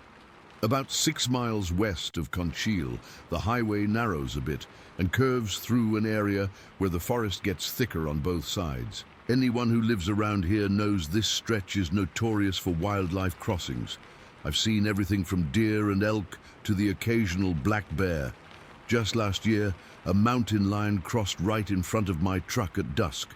When you drive these roads enough, you develop this sixth sense about animal movements. You start scanning the tree line almost subconsciously. I was doing exactly that when I spotted movement on the right side of the highway, maybe half a mile ahead. At that distance, all I could see was something large moving between the trees, approaching the road. My first thought was deer, or maybe elk, so I eased off the gas, slowing from about 65 down to 50. No big deal. This happens all the time out here. But as I got closer, maybe 300 yards away now, I realized whatever was moving through the trees was much larger than a deer. My next thought was bear, which would make sense. We have black bears in these mountains, and while they're not common to see in broad daylight, it's not unheard of. Then it stepped onto the highway. I immediately hit the brakes, not in panic, but in shock. What I was seeing made no sense. This thing was walking upright on 2 legs, crossing the highway with deliberate strides. Not the awkward, lumbering gait of a bear standing up, but smooth, purposeful walking. Human-like walking. Except it wasn't human, not even close. I slowed to about 20 miles per hour, still a good distance away, maybe 150, 200 yards, but close enough to see it clearly. The creature was massive. Standing next to one of those reflective highway markers, it towered over it. I'd estimate between 6 and 7 feet tall, maybe taller. Its entire body was covered in dark brown hair, not patchy or mangy, but thick and uniform, like a well-kept coat. The hair looked longer on its shoulders and shorter on its limbs. The way it moved is what struck me most. I deal with body mechanics professionally, and this thing moved with a biomechanical efficiency that was unsettling. Its arms swung naturally at its sides, longer than a human's proportionally, but not dragging on the ground. Its posture was straight, not hunched forward like you'd expect from a bear or even from movie depictions of Bigfoot. This thing walked like it had a spine designed for upright locomotion. It crossed from the right side of the highway to the left in perhaps 8 to 10 seconds, never acknowledging my approaching vehicle. I don't think it even turned its head in my direction. It just walked with purpose, as if it had somewhere specific to be, and disappeared into the thick brush on the other side. By the time I reached the spot where it had crossed, I'd slowed almost to a stop. I sat there for a minute, my heart pounding in my chest, trying to process what I'd just seen. I looked at the side of the road where it had entered the trees. Nothing. No movement, no sound. Just the wind rustling the pine needles. I thought about getting out of my car to look for tracks, but something deep inside told me that was a terrible idea. I'm not easily frightened, but in that moment, every instinct was screaming at me to keep moving. So I did. The rest of the drive to my patient's ranch passed in a blur. I must have been on autopilot because before I knew it, I was pulling up to his gate. I sat in my car for a few minutes, trying to compose myself. I couldn't walk into a house call looking as shaken as I felt. I remember checking my rearview mirror, half expecting to see that thing following me down the road. But there was nothing there, just empty highway stretching back through the pines. When I got to the ranch, I tried to focus on my patient, but I kept zoning out. He noticed something was off and asked if I was feeling all right. I made up some excuse about not sleeping well the night before. What was I supposed to say? Oh, I just saw a 7-foot-tall hairy humanoid cross the highway in a small community where my livelihood depends on my credibility. No way. I finished the treatment and drove home, taking a slightly longer route that avoided that same stretch of highway. I couldn't face driving through there again, at least not that day. That night, I couldn't sleep. Every time I closed my eyes, I saw that thing crossing the road, its fluid movement, the way its muscles shifted under that coat of hair, the absolute surety of its stride. I kept replaying the scene in my head, looking for some explanation that made sense. Maybe it was just a bear that looked odd from that angle. Maybe it was someone in a costume. But no, I know what I saw. The next day, I started researching. I'd never considered Arizona to be Bigfoot territory. That's something you associate with the Pacific Northwest, right? Places like Northern California, Oregon, Washington, not the desert Southwest, but apparently I was wrong. I found accounts of similar sightings throughout the White Mountains and the Mogollon Rim area stretching back decades.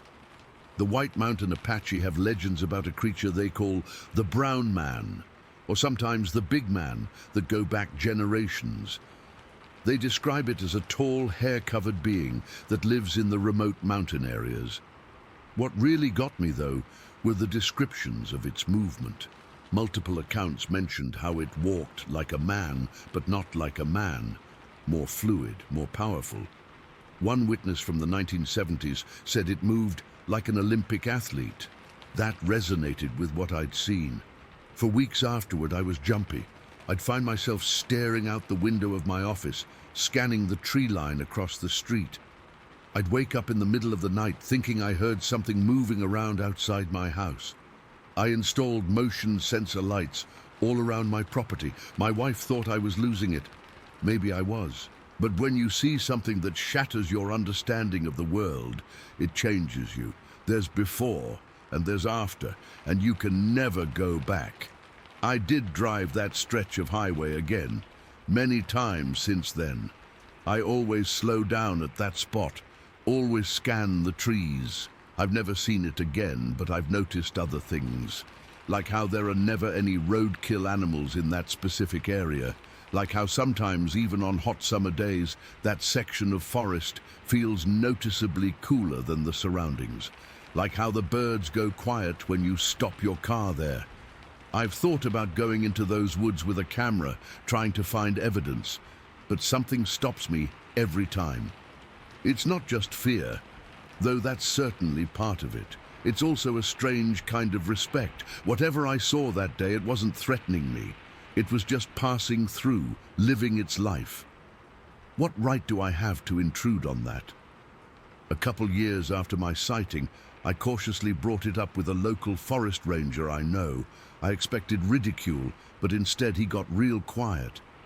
Then he told me about the off-the-record reports they get a few times each year.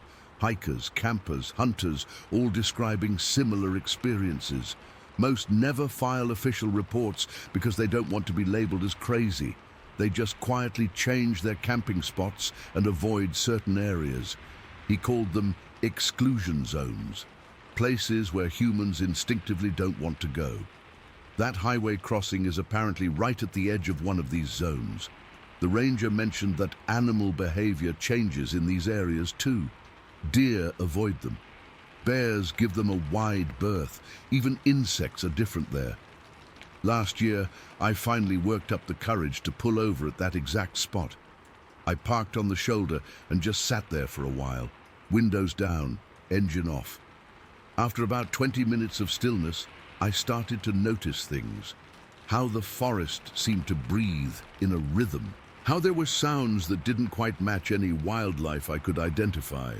Not threatening sounds, just different, foreign. I didn't get out of the car that day.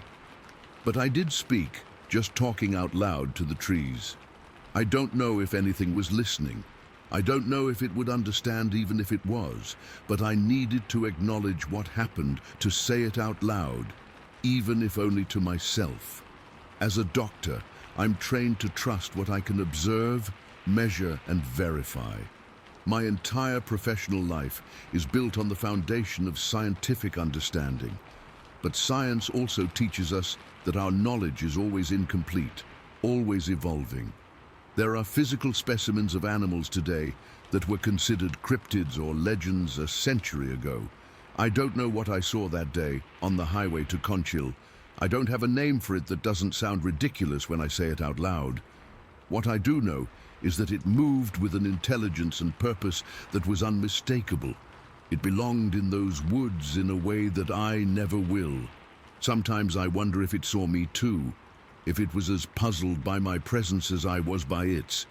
If somewhere in those mountains there's a creature telling its family about the strange metal box it saw rolling down the Black River, with a pale, hairless face staring out in shock. I still make house calls to that ranch outside Conchil. I still drive that highway. But now I drive it differently, more aware, more alert, not out of fear, but out of a newfound understanding that the world is bigger and stranger than I ever imagined. And sometimes, just sometimes, when I'm driving that stretch of road alone, I slow down a little, just in case it wants to cross again. Not Toza. Story 15. I've been driving for Railway Express shuttle service for 15 years now. Night shifts, day shifts, I've seen it all. Montana's back roads have been my office, and I know every curve, pothole, and landmark across this state like the back of my hand. I've driven through snowstorms, fog so thick you could cut it with a knife, and had more close calls with wildlife than I can count. But nothing, and I mean absolutely nothing, prepared me for what happened that night on Decker Road. It was March 14th, 2023. The kind of cold Montana night where the temperature drops below freezing and your breath hangs in the air like a ghost. I remember checking my watch as I got the call around 11:30 at night. Dispatch needed me to transport a railroad crew from one train to another at the coal mine near Decker. Pretty routine stuff for me. I'd made this run hundreds of times before, but usually not this late. The drive to Decker is pretty isolated. Miles of empty road cutting through hills and open country. I remember thinking how bright the moon was that night as I started down Decker Hill. It was almost full, casting this silver-blue glow across the landscape that made everything look slightly unreal. My van's headlights cut through the darkness ahead of me, and I had the radio playing low, some late-night talk show I wasn't really paying attention to. I was alone on the road, which wasn't unusual. Nobody travels that stretch at midnight unless they have to. I was probably going about 55 when I started descending the hill, taking the curves carefully since there's always the chance of deer crossing. The road curves to the right at the bottom of the hill, and as I rounded that bend, my headlights swept across something on the right side of the road. At first glance, I thought it was a hitchhiker. We get them sometimes. Locals needing rides between towns or workers from the mines. I instinctively started slowing down, not because I was going to pick them up, company policy doesn't allow that, but just out of caution. But as my headlights fully illuminated this figure, I realized something was very, very wrong. The person was walking along the edge of the road, but the proportions were all off. This thing was massive, towering really. As it moved across the road in front of my van, I slammed on the brakes, my heart suddenly hammering in my chest. The van skidded slightly, and I gripped the wheel so hard my knuckles turned white.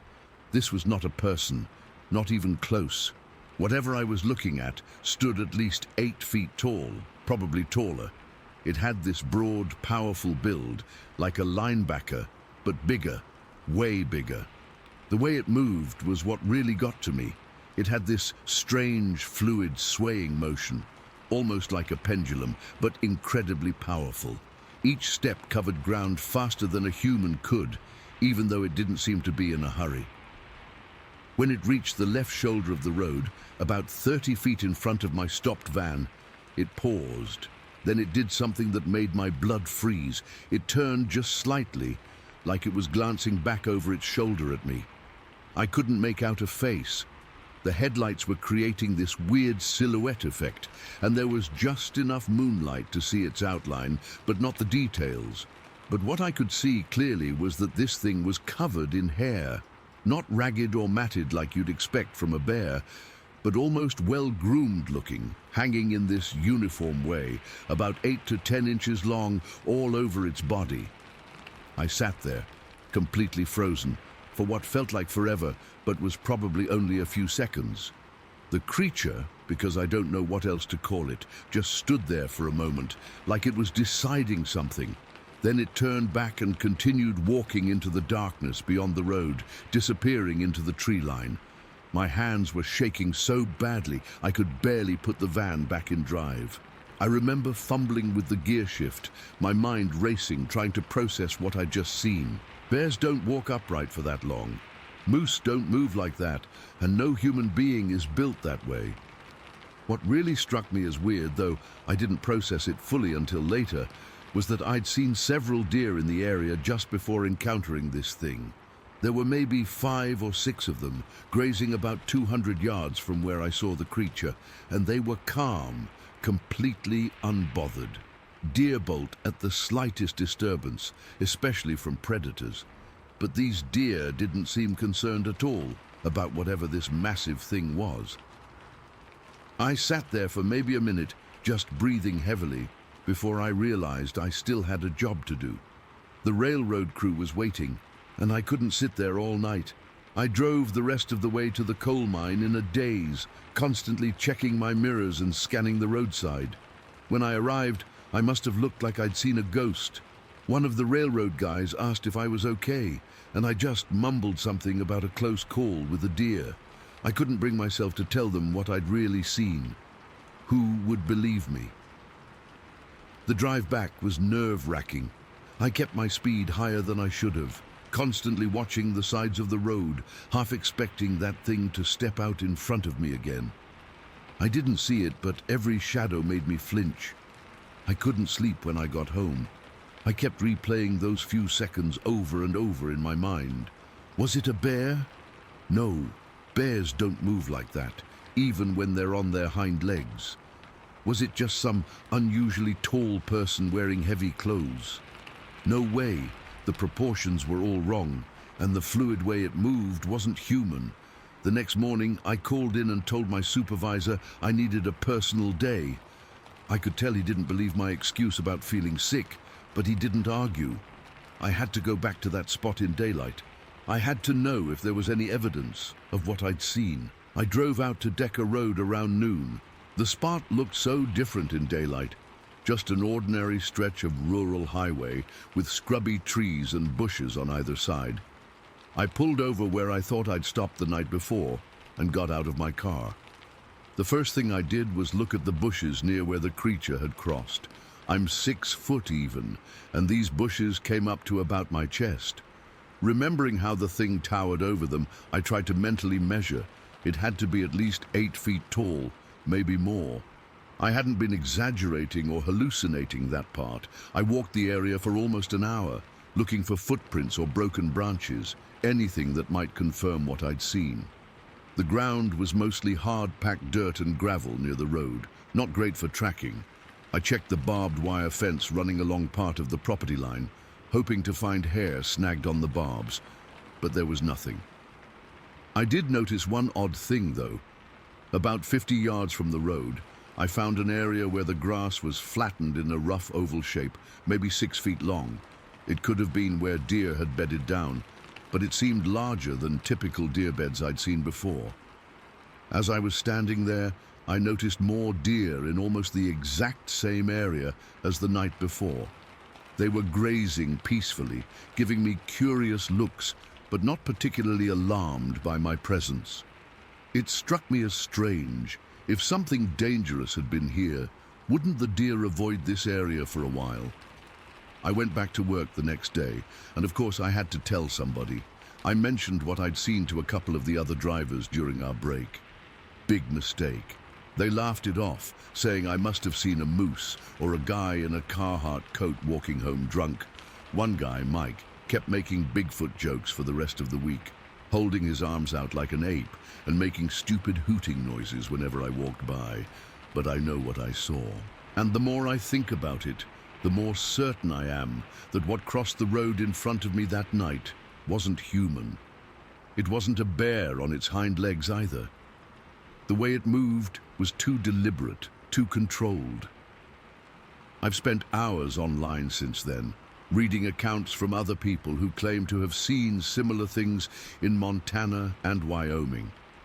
Some of their descriptions match what I saw so closely it gives me chills. The height, the fluid movement, the well-groomed hair, it's all consistent. And many of them mention the same thing about nearby animals not being disturbed by the creature's presence. I drive Decker Road at least a few times a month for work. I can't avoid it. But I don't take night shifts for that route anymore. I've made up excuses, swapped with other drivers, done whatever I need to do to avoid being on that stretch of road after dark. The weird thing is, I'm not exactly scared of encountering it again. It's more like I'm unsettled by what it means. If something like that exists, something that big, that different from anything we're supposed to have in these woods, what else might be out there that we don't know about? I keep a better camera in my van now, and I've even invested in a dash cam. Part of me hopes I'll see it again so I can get proof. Because without evidence, I'm just another guy with a crazy story. But here's what really keeps me up at night. That brief moment when it turned and seemed to look back at me. There was an intelligence there, a deliberateness to the movement that suggested it knew exactly what I was and had decided, for whatever reason, to let me see it. Why? Why would it cross the road right in front of my van? The timing was too perfect to be coincidental. It's like it wanted to be seen just for that moment before disappearing back into the wilderness where it belonged. I still drive those roads every day, but they don't feel the same anymore.